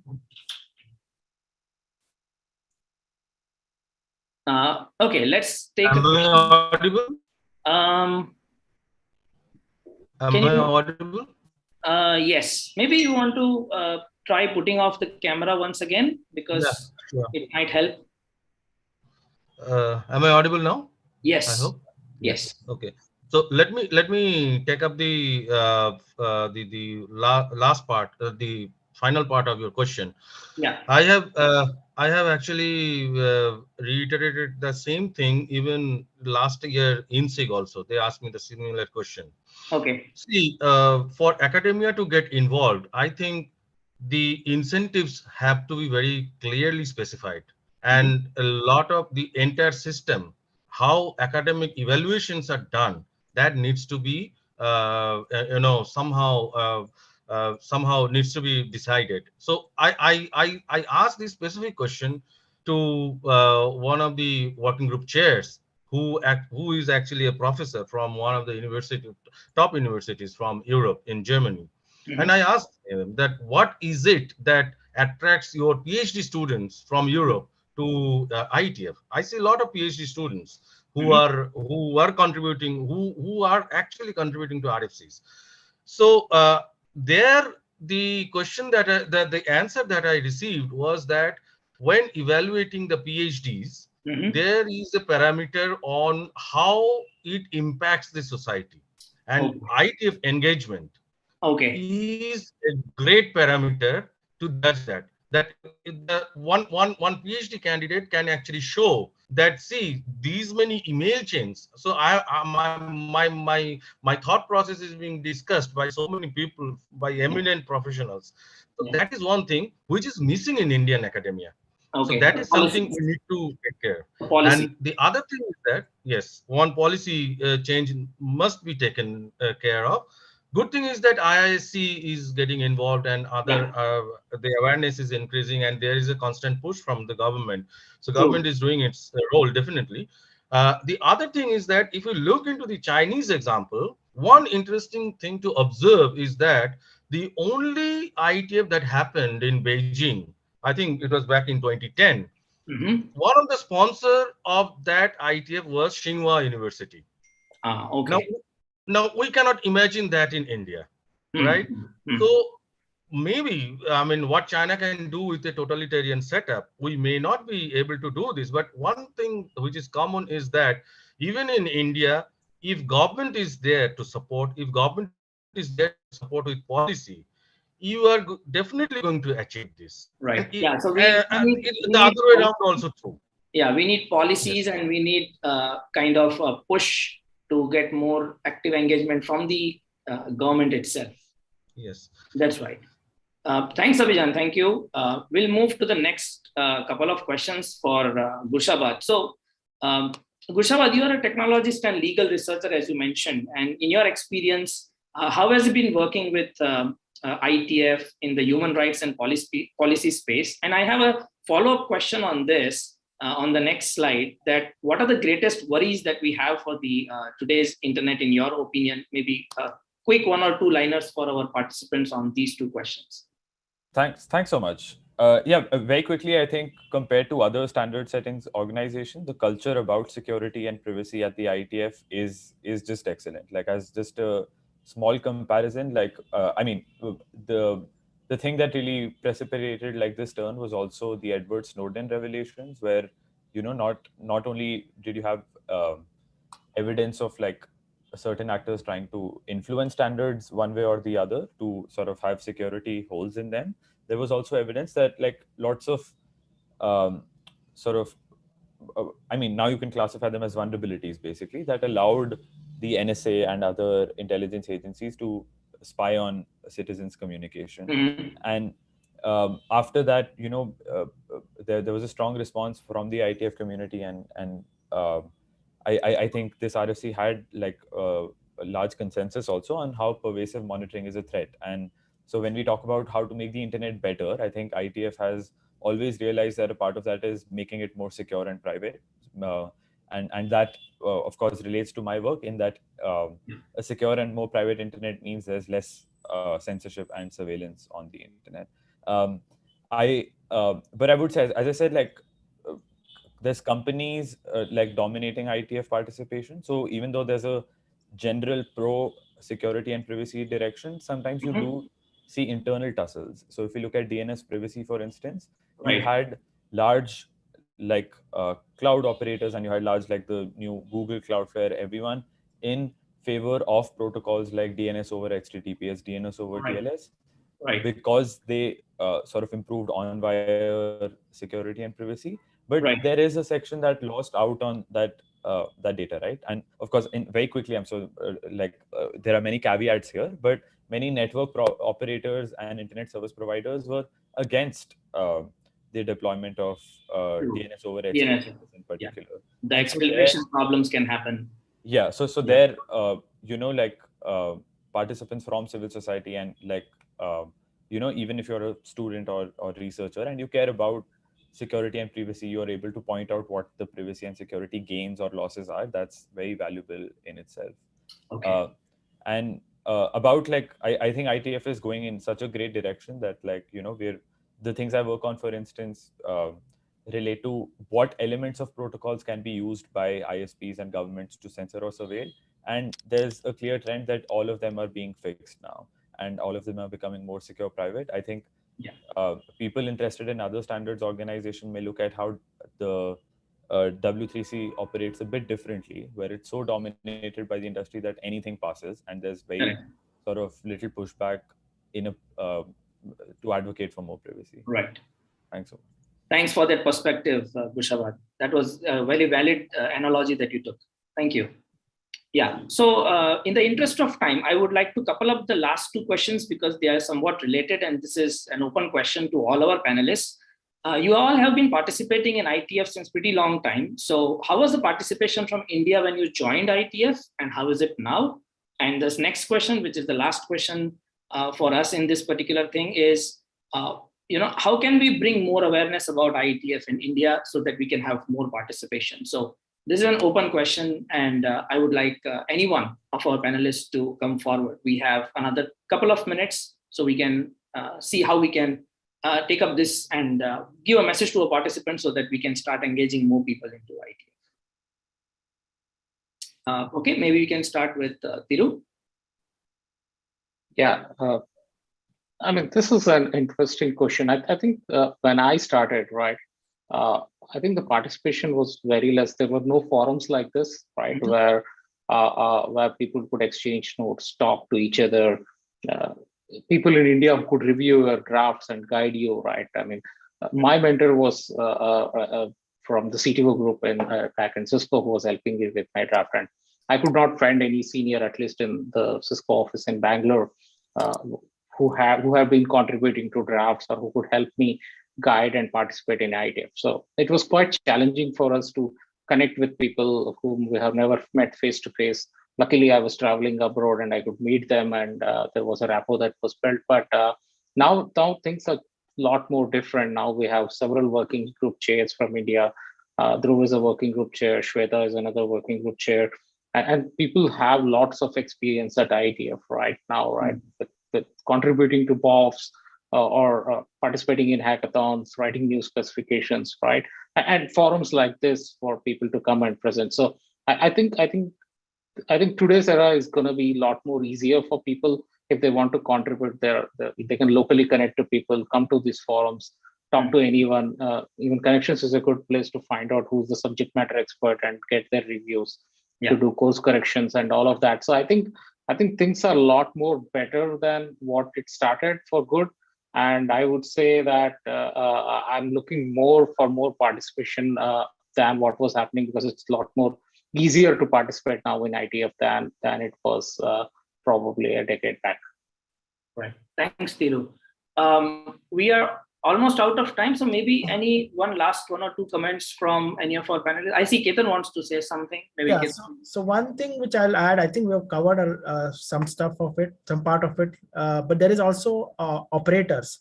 What I would like to bring out is there are a lot of operators in India who are, I mean, Reliance Jio is there, Bharti Airtel, but there are many more who are dealing with entirely different problems, which probably nobody else in the world is dealing with.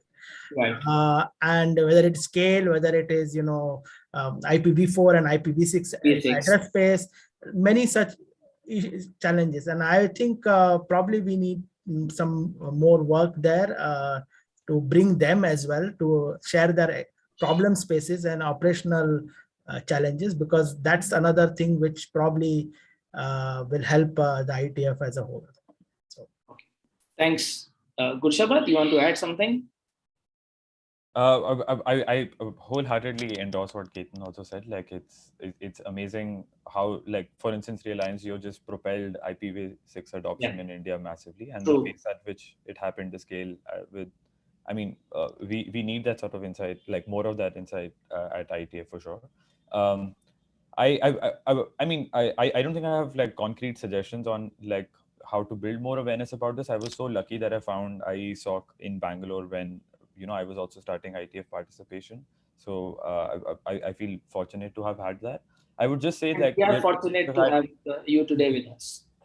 Thanks so much. I would just say, like, even though remote participation might be increasing, we have to realize that IETF participation is a patient, like long-term like game, right? Like I've been co-authoring a working group adopted draft for 4 years. So we have to understand that like it's a long game. Your reputation also builds the longer you participate. So I think more participation may not mean a more effective participation, but it's definitely a good sign that we have more people joining from it. Thank you so much, Gurshabad. Abhijan, any last statement for today? Yes. So far as one thing that lacks awareness in India, or especially in academia, whenever we talk about communication standards, etc., people tend to switch to 3GPP. So that is what they even I have seen that this trend in industry also. Now, what gets lost is the openness in IETF, which is unique to IETF, that democratization of thought process, the democratization of capability to contribute. That is something that needs to be publicized more in countries like India, where, as Adrian and others have said, that traveling and etc. are not that easy. I mean, for an Indian student or for a small company. True. So this openness, if we can publicize the openness of IETF and the democratic values of IETF, I think that will do a lot more, penetration into the community. No, thanks for that, Abhijan. And in fact, our next presentation that we have is from the students who are going to talk about it. So your last point is just perfectly fitting to the next session, because we have two of my students who are going to take it over from here and share their experiences of newcomer. And one more thing I would like to say that I mean, people like you have a much greater role than us. True. You're grounded to the future. I take that definitely, and will do whatever I can. We have short over a bit of time, but it doesn't matter, because it was an excellent session listening to all of you, and thanks for all the wonderful contributions that you have been making to IETF. India is really proud of what you all are doing it. Thank you very much for this session today, and back to you, Dhruv. Yeah, thank you. Thanks, Mohit. Thanks for our panelists. It was really, really enlightening. Let's move on to a very interesting talk. We have two students, as Mohit was saying, and one of the students actually participated in IETF 113 in person. He was, in fact, the only person from India to travel. So I'll give it off to Ameya. Ameya, take in, and I will stop sharing, and you can share your screen. Hi, Dhruv. I hope I'm audible and it's not too noisy over here. You are audible. Everything sounds nice. Just share the screen, and if there is a problem, let me know, and I'll go ahead. Yes. I can see your screen. Okay. Hi everyone. My name is Ameya Deshpande. I am a student at NITK Surathkal, and I'll be sharing my newcomers experience at IETF 113. So before moving on, I would like to thank IISOC and ISF Asia for sponsoring my travel to IETF 113. I would like to make sure that I'm still audible. Yeah, Ameya, go ahead. You're audible. Okay. And okay. Also yes. Thank you. Yeah. Okay. Thank you. Okay. So I'm working on PDM V2, performance and diagnostic metrics. I started working on this internet draft around 14 months back. I started interacting with Nalini and Mike on implementation of PDM in Linux kernel, and slowly we started working towards an internet draft. Then we had Tomaso, Adnan, Abhishek, Priyanka, different people joining the team, and yeah, so that's how our team has grown, and more than a year now. I have attended 2 IETFs online, IETF 111 and 112. We have conducted 2 side meetings online at that time.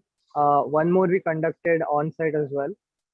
And we got an opportunity to talk about it on RFCs we love as well in the October month. Talking about my experience at IETF 113.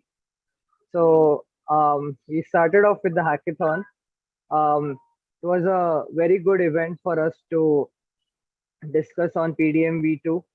And I think we did a lot of progress, which we couldn't do online. Well, compared to online, we did a lot of progress at hackathon. So really fruitful and well, great event for me. And at the end of the hackathon, I got to present PDM V2 technology at hackathon presentations. After the hackathon, we had the IETF Newcomers Connections event where different working group chairs were present in a location. On different tables they were present, and we were hopping from one table to another, and we were interacting with them.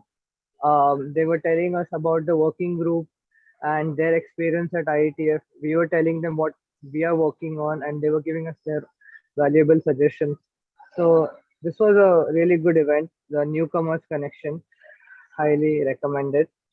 Then the welcome reception was there. There again, I got to talk to a few other IETFers.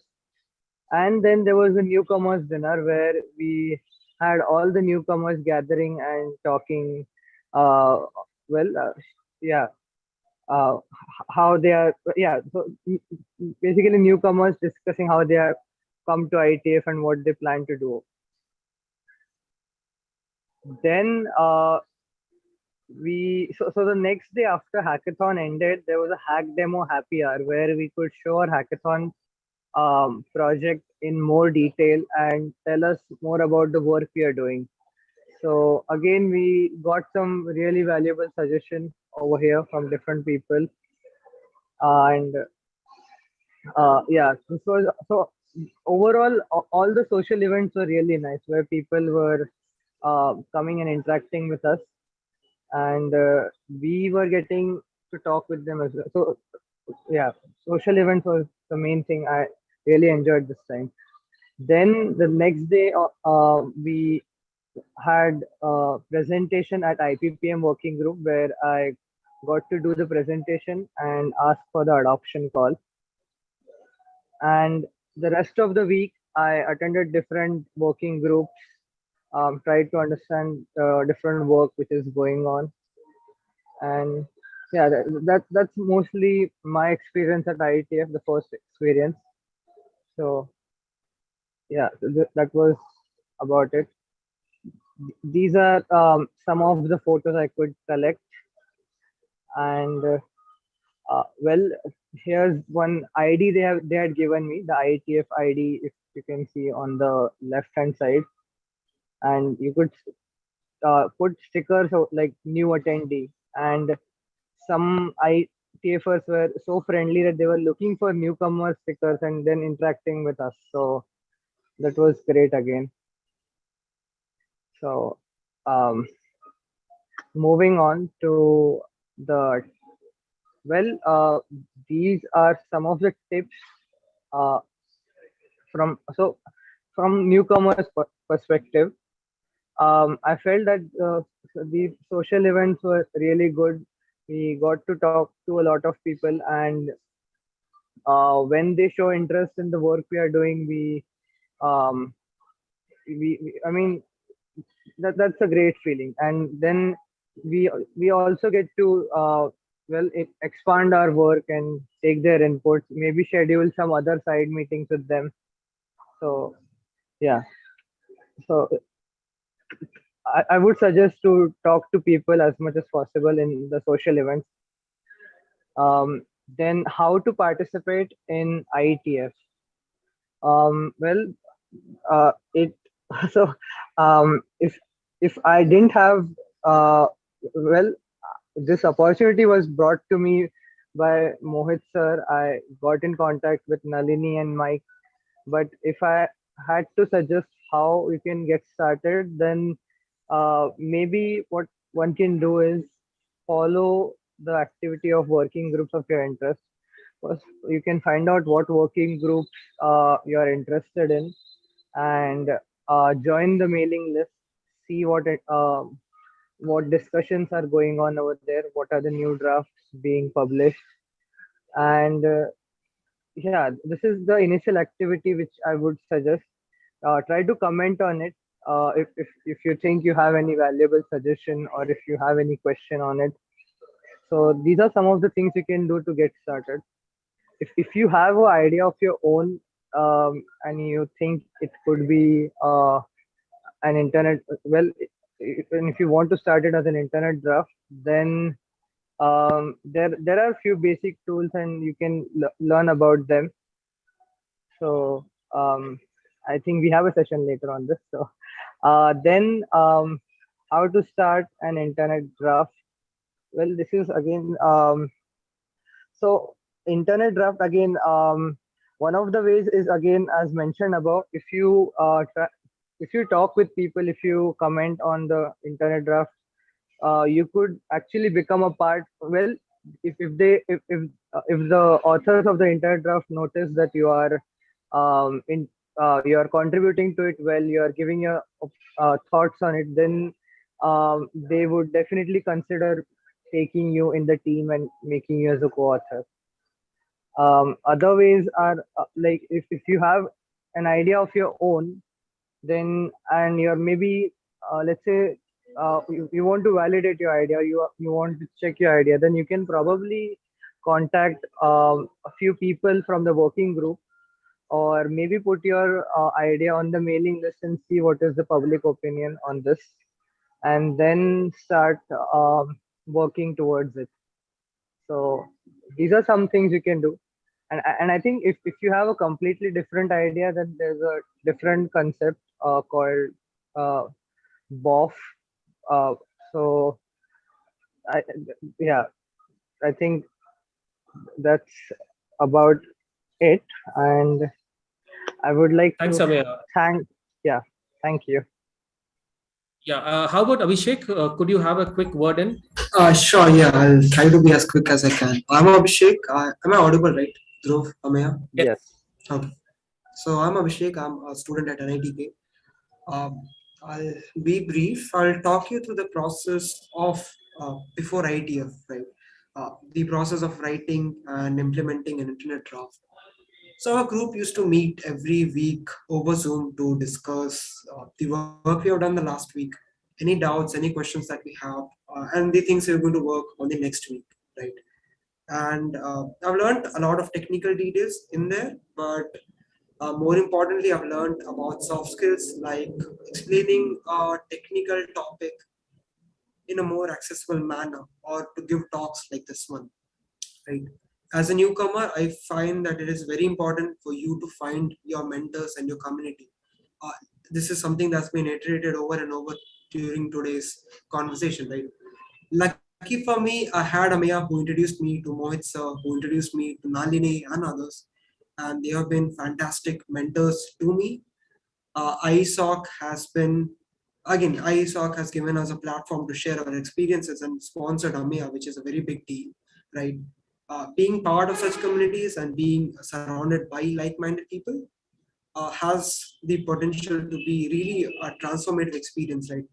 It could just help you be do something amazing, right?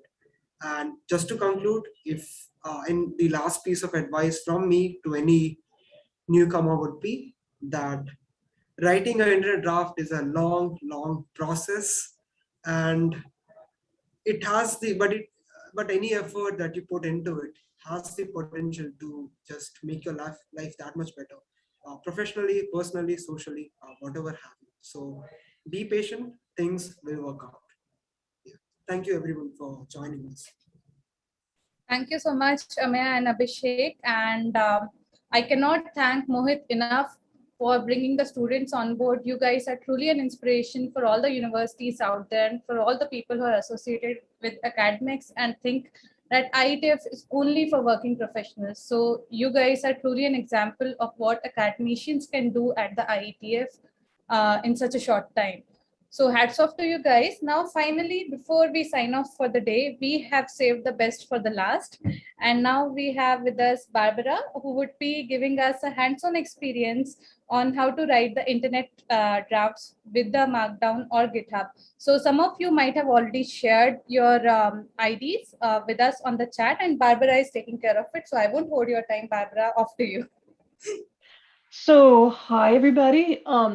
I do have a handful of people who did send me their GitHub IDs, and hopefully, they're willing to actually do some pull requests and things like that in their hands-on tutorial today. I'm going to start sharing my screen before I forget not to share my screen.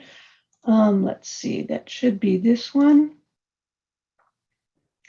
Okay. Barbara, before you begin, could you please give us a brief introduction of yourself? Sure. So I just retired from AT&T after about 34 years in the telecom industry.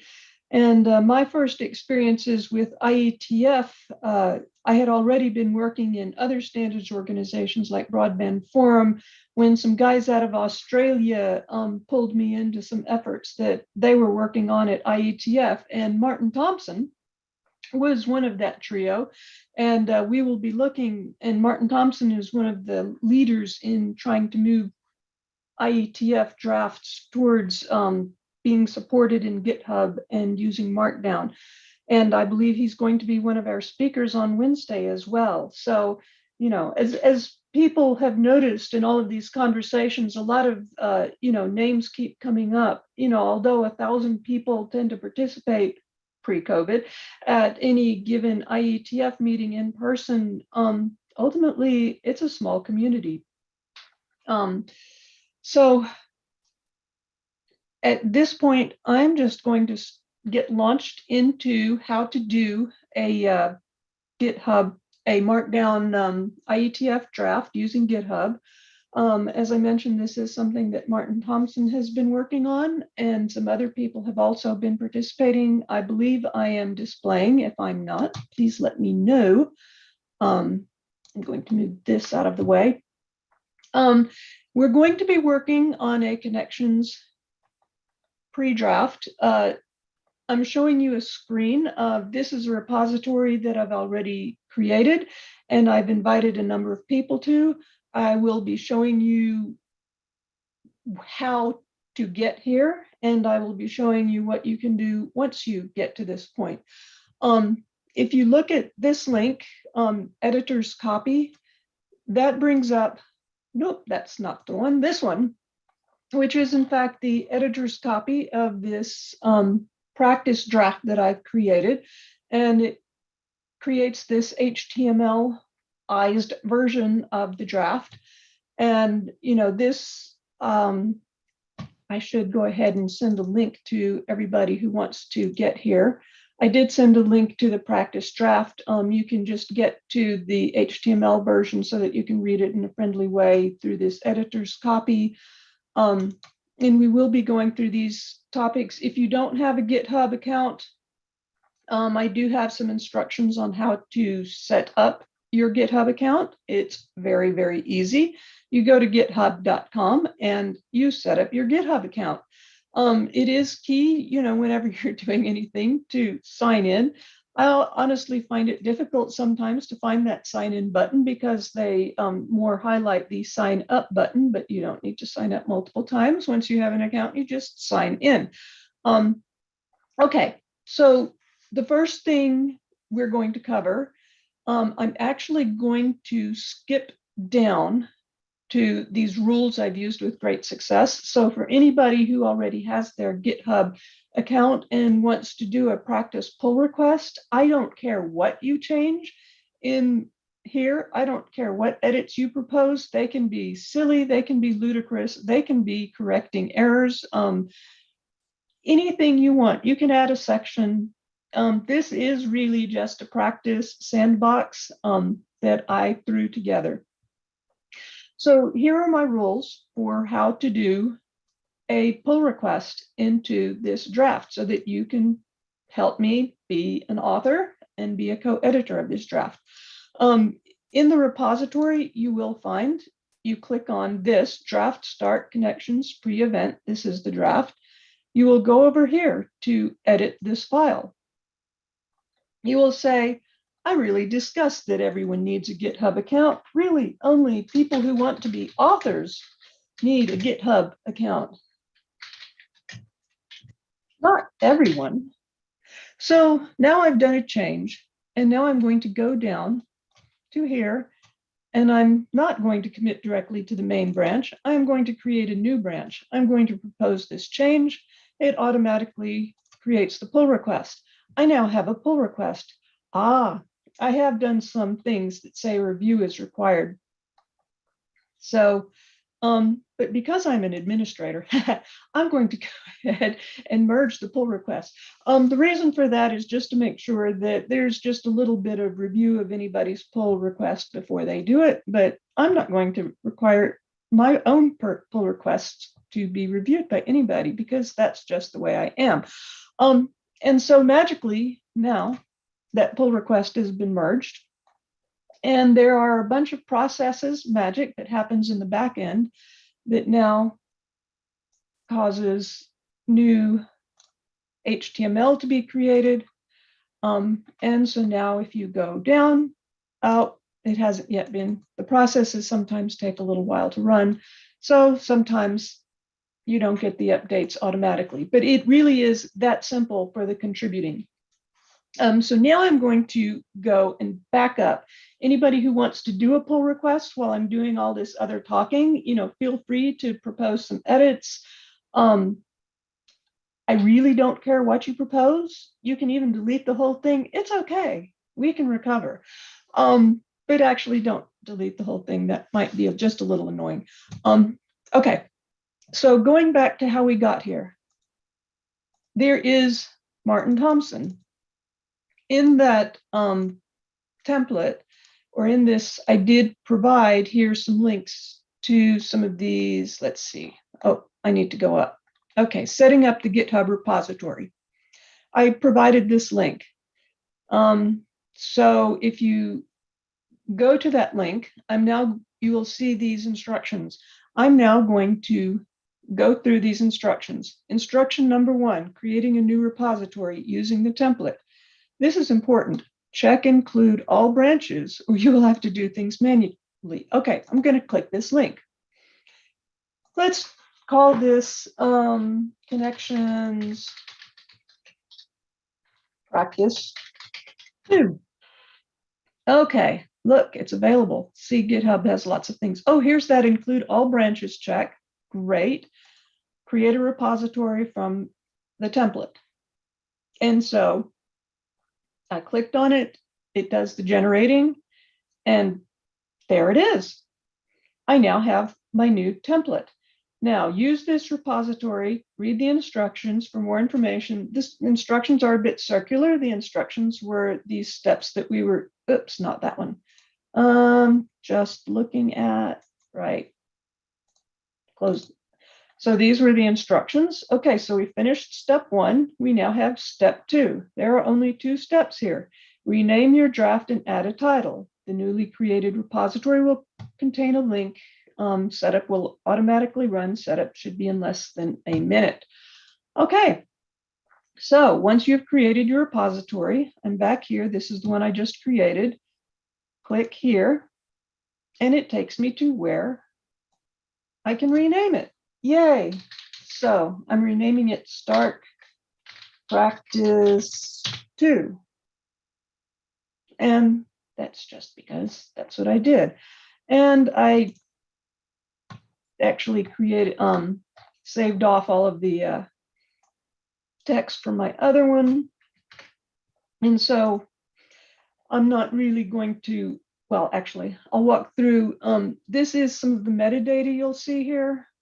But in general, most of this, you'll need to get rid of this. Once you get rid of this, you can actually edit some of this metadata directly and then drop in text that you want. So at this point, I'm just going to drop in my text, and then I will save it. Let's see, go down here, commit changes. And it really was that simple. I now have a draft, another copy of it. So let me see. I have to remember where I am in this. Okay, so we have set up a GitHub repository. The next step would be adding collaborators and authors. So in my brand new Connections Practice 2, there's my settings over here. Here in the settings, this is where you can go to collaborators and add people. Now moving to the one that we've been collaborating on, which is not this one, it's this one. Here is what I've been doing, and here are all the people who have been added. There are a couple of people who haven't clicked on their invitations yet, but all of these people should be ready to go and create pull requests. And with the add collaborators, all you do is you add people and you add their username, and then they become a collaborator. And that should allow them to directly do pull requests and propose new edits to the draft. There are some other settings that you don't have to do, but they can be useful. In general, for IETF drafts, I don't make mine private. There are advantages to having it be public, namely that you don't have to worry how much space is taken up. One thing I do tend to change, let me see, is automatically delete head branches. Because I hate to have lots of branches, they kind of clutter things up. And so I tend to check that one. Something else I tend to do is here under branches, I actually created a rule here under main, but these are all optional settings. Everything still works just fine if you don't do these things, but I have a rule here that I require a pull request before merging. Just when dealing with new people, it's sometimes nice not to let them directly merge their own pull request, because sometimes people can do things, you know, without thinking. I don't tend to use these moderation options. In general, we're all adults here and you've only got people who you've invited, and so you don't need to really moderate them. And so that's the easy stuff there about adding collaborators and authors and some of these other settings. We've already gone through these rules for how to create a pull request. So hopefully you're well underway in doing your own pull requests. So now we're going to go into understanding what sort of Markdown. There are a lot of flavors of Markdown. There is no standard. There have been some people who suggest that my version is a standard. Okay, so then in that case, we can say there are lots of standards. This particular template that Martin Thompson created uses the cram down RFC Markdown syntax. There is another one, I believe, MMark, that has some popularity within some IETF circles, but because Martin has made everything so incredibly simple, and because cram down RFC works, I'm using it. So first of all, cram down RFC, this link, you know, again, if you go through the Martin's template stuff, he provides links to this as well, but this is Karsten Borman's GitHub, and Karsten, I believe, is going to be presenting on Thursday on some IoT things. And so it's, you know, again, you see Martin is presenting here on Wednesday and Karsten is presenting on Thursday. These are people who do real work in addition to trying to drive forward tools that make IETF accessible and easy. So this is Karsten's cram down RFC repository. Some things I wanted to highlight. Here is the YAML header. The YAML header this is all the IETF metadata. So this is all the things that describe all of the IETF things that you need to include in your draft in order for it to be able to generate the proper IETF draft information and be all of that. This describes how to do references. You know, references can be difficult, but not here. References, especially if you're referring to IETF RFCs or even IETF IDs, it's really, really simple. You can either do it directly or you can have a normative YAML header up top and then just list the RFC number with a colon after it. IDs, similarly, in this example, it doesn't show IDs, but you do an ID simply by listing the ID syntax. And I think somewhere there should be an example. If not, you can find some examples somewhere. And here are some other examples of how to do references so that you can get all of your references in there.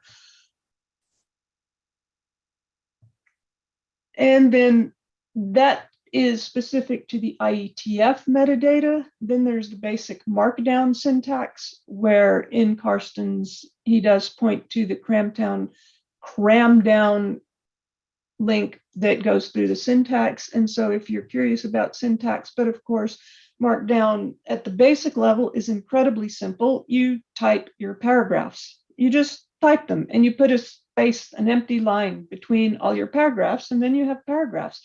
Headers are equally simple, but there are a couple of conventions. My personal preference is to use the convention that puts these hash marks or pound marks or whatever you want to call them in front of the headers. And so now I'm going to go back to, look, this is, here was that metadata that we talked about. This is, again, our connections practice draft. Here's the title. The abbreviation is sort of a short form if you've got a long title. This would actually be your working group area, like network, or there's the internet area, the routing area, all those IETF areas, and then the IETF working group. If you're doing this within a working group, here's the author names. If you need multiple author names, you just have multiple authors. So you repeat this metadata. Here's your normative and informative, where you can just slap an RFC number and have it be included as a reference, and it creates all of the bibliographic information automatically. This is all that normative boilerplate. If you want to use normative language, this is all you need, and it automatically puts it in there. Here then are the paragraphs. Now, actually, I have done what I would not consider to be a best practice. Having a paragraph as a single line is sort of annoying, because if you actually have multiple people doing edits, and they may clobber one another. And so if you have each one as, kind of separate lines, then they can do an edit to this line. And if somebody else does an edit to this line, they won't cause conflicts in each other. And so I actually do find it to be a good practice to use a lot of carriage returns and have a lot of lines in your paragraphs. And because you can do this, that's why you have to have the blank line between all of them. And here you see my headers. Second level headers have 2 hash marks. First level headers have 1 hash mark. As you could easily guess, a third level header would have 3 hash marks. And those are really the basics you need to know for how to do an internet draft. So at this point, I'm going to go ahead and create another pull request for myself. Oh, let's see, this will be patch 2. And then I'm going to see if I have any other pull requests. Okay, so nobody else has done any pull requests. Now I'm really sad, but that's okay. I'm going to give you all another couple of minutes to do a pull request. Please create a pull request for me. I want to show somebody else's pull request. In the meantime, I'm going to come back here and show you some of what makes all of this happen and work. Don't edit these things, but these are some of the things that got pulled in because we started from Martin Thompson's draft and we clicked that button and it automatically created this repository for us. Here in the workflows, this is the magic that makes everything happen. This is the magic that creates that nice HTML version of your draft. This is the one that helps create publication versions of your draft, archives of your draft. And these are some of the automated processes, and I'll show you some of them. Don't change these unless you know what you're doing. I have no clue what I am doing, so I won't change them, but this is the stuff that makes all that magic happen behind the scenes. Some other things I wanted to show you. This, of course, helps you create your draft. After you create a draft, you do need to take the steps to actually publish your draft. And now we're going back to Martin's instructions. to publish a draft, create a new release, and the draft will be submitted to the data tracker automatically. And so this steps you through that process. And it provides you with a number of options. It tells you how to do it by creating a tag.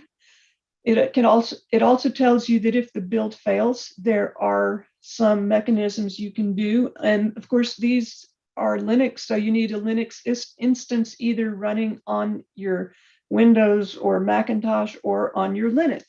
And if you have your Linux and you have Git installed on your Linux, then you can, but quite honestly, this may be for some of the more advanced users. So hopefully step one works for you. But this is historically how I did it, because the last time I did a draft was about 6 months ago, and all of these automated processes weren't quite complete by then. And Martin has done a lot of work in the last 6 months since I did my last draft. I actually used to do the manual process myself, which is to load up Karsten's, and Karsten has here instructions for how to load this, install it on your Linux instance, and once you do it on your Linux instance, you can actually manually create your XML draft. And so this is actually some of what I used to do. So I haven't done a draft in the last 6 months, haven't actually submitted one, and I have not gone through this automated process. I hope it works for you. Okay, I'm going to do one more look here to see. Oh, this is practice 2. Let me go to practice 1. Maybe that's why I didn't see any. We do have some pull requests. Oh, acknowledge Barbara, how sweet. Thank you very much. Review is required, I think. Oh, wait, this is kind of trial and error. I actually haven't done this before, but I'm going to go ahead and merge it. And thank you very much. Confirm the merge. And you could actually, it's just we're kind of running out of time. You could have looked at Mohit's patch that he did. A bit of that happening. But in any case, that's what it takes to do one. Are there any questions that I can answer real quickly in the last couple of minutes? Maybe you can click on the comment, the commit part in that page. Going back to the commit, the commits down. The commits number 1 at the top. Little more, there, commits. Down there. Commit, right. Yeah, you can click on that to see what's the changes that I have done. Thank you. And it does highlight it. So he put down in the acknowledgements at the end an additional statement that was thanking me as well. All righty then. And ultimately that would, by the way, update, as I mentioned before, the editor's copy. I don't know if it has yet, but it sometimes takes a little while for the GitHub pages to get completely updated. Anything else? Thanks, Barbara. That was amazing. I'm not seeing any questions, so let me just wrap it up. Would you mind closing the screen share?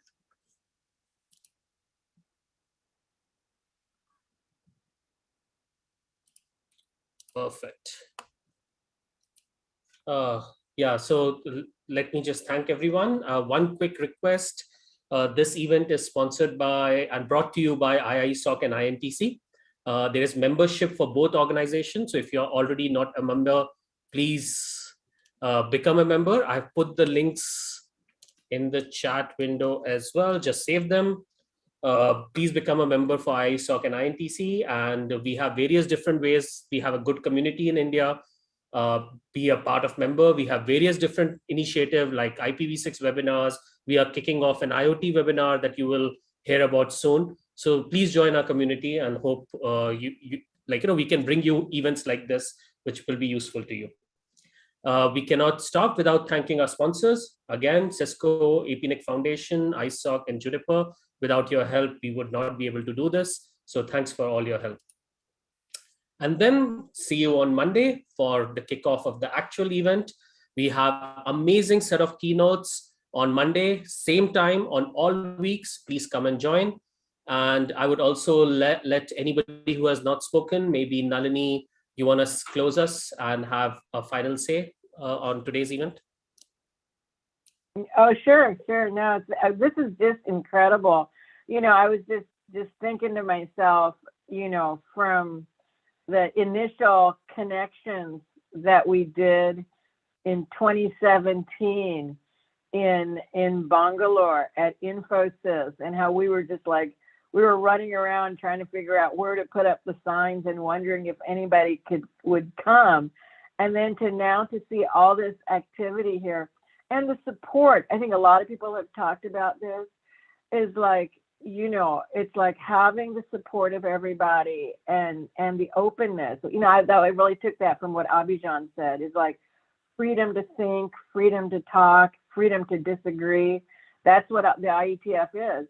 And you don't have to be, and you learn an awful lot. And so I really am looking forward to working with you guys for many, many years. And thank you, everybody, for participating. Thank you, Nalini. Thanks, everyone. See you on Monday. Let me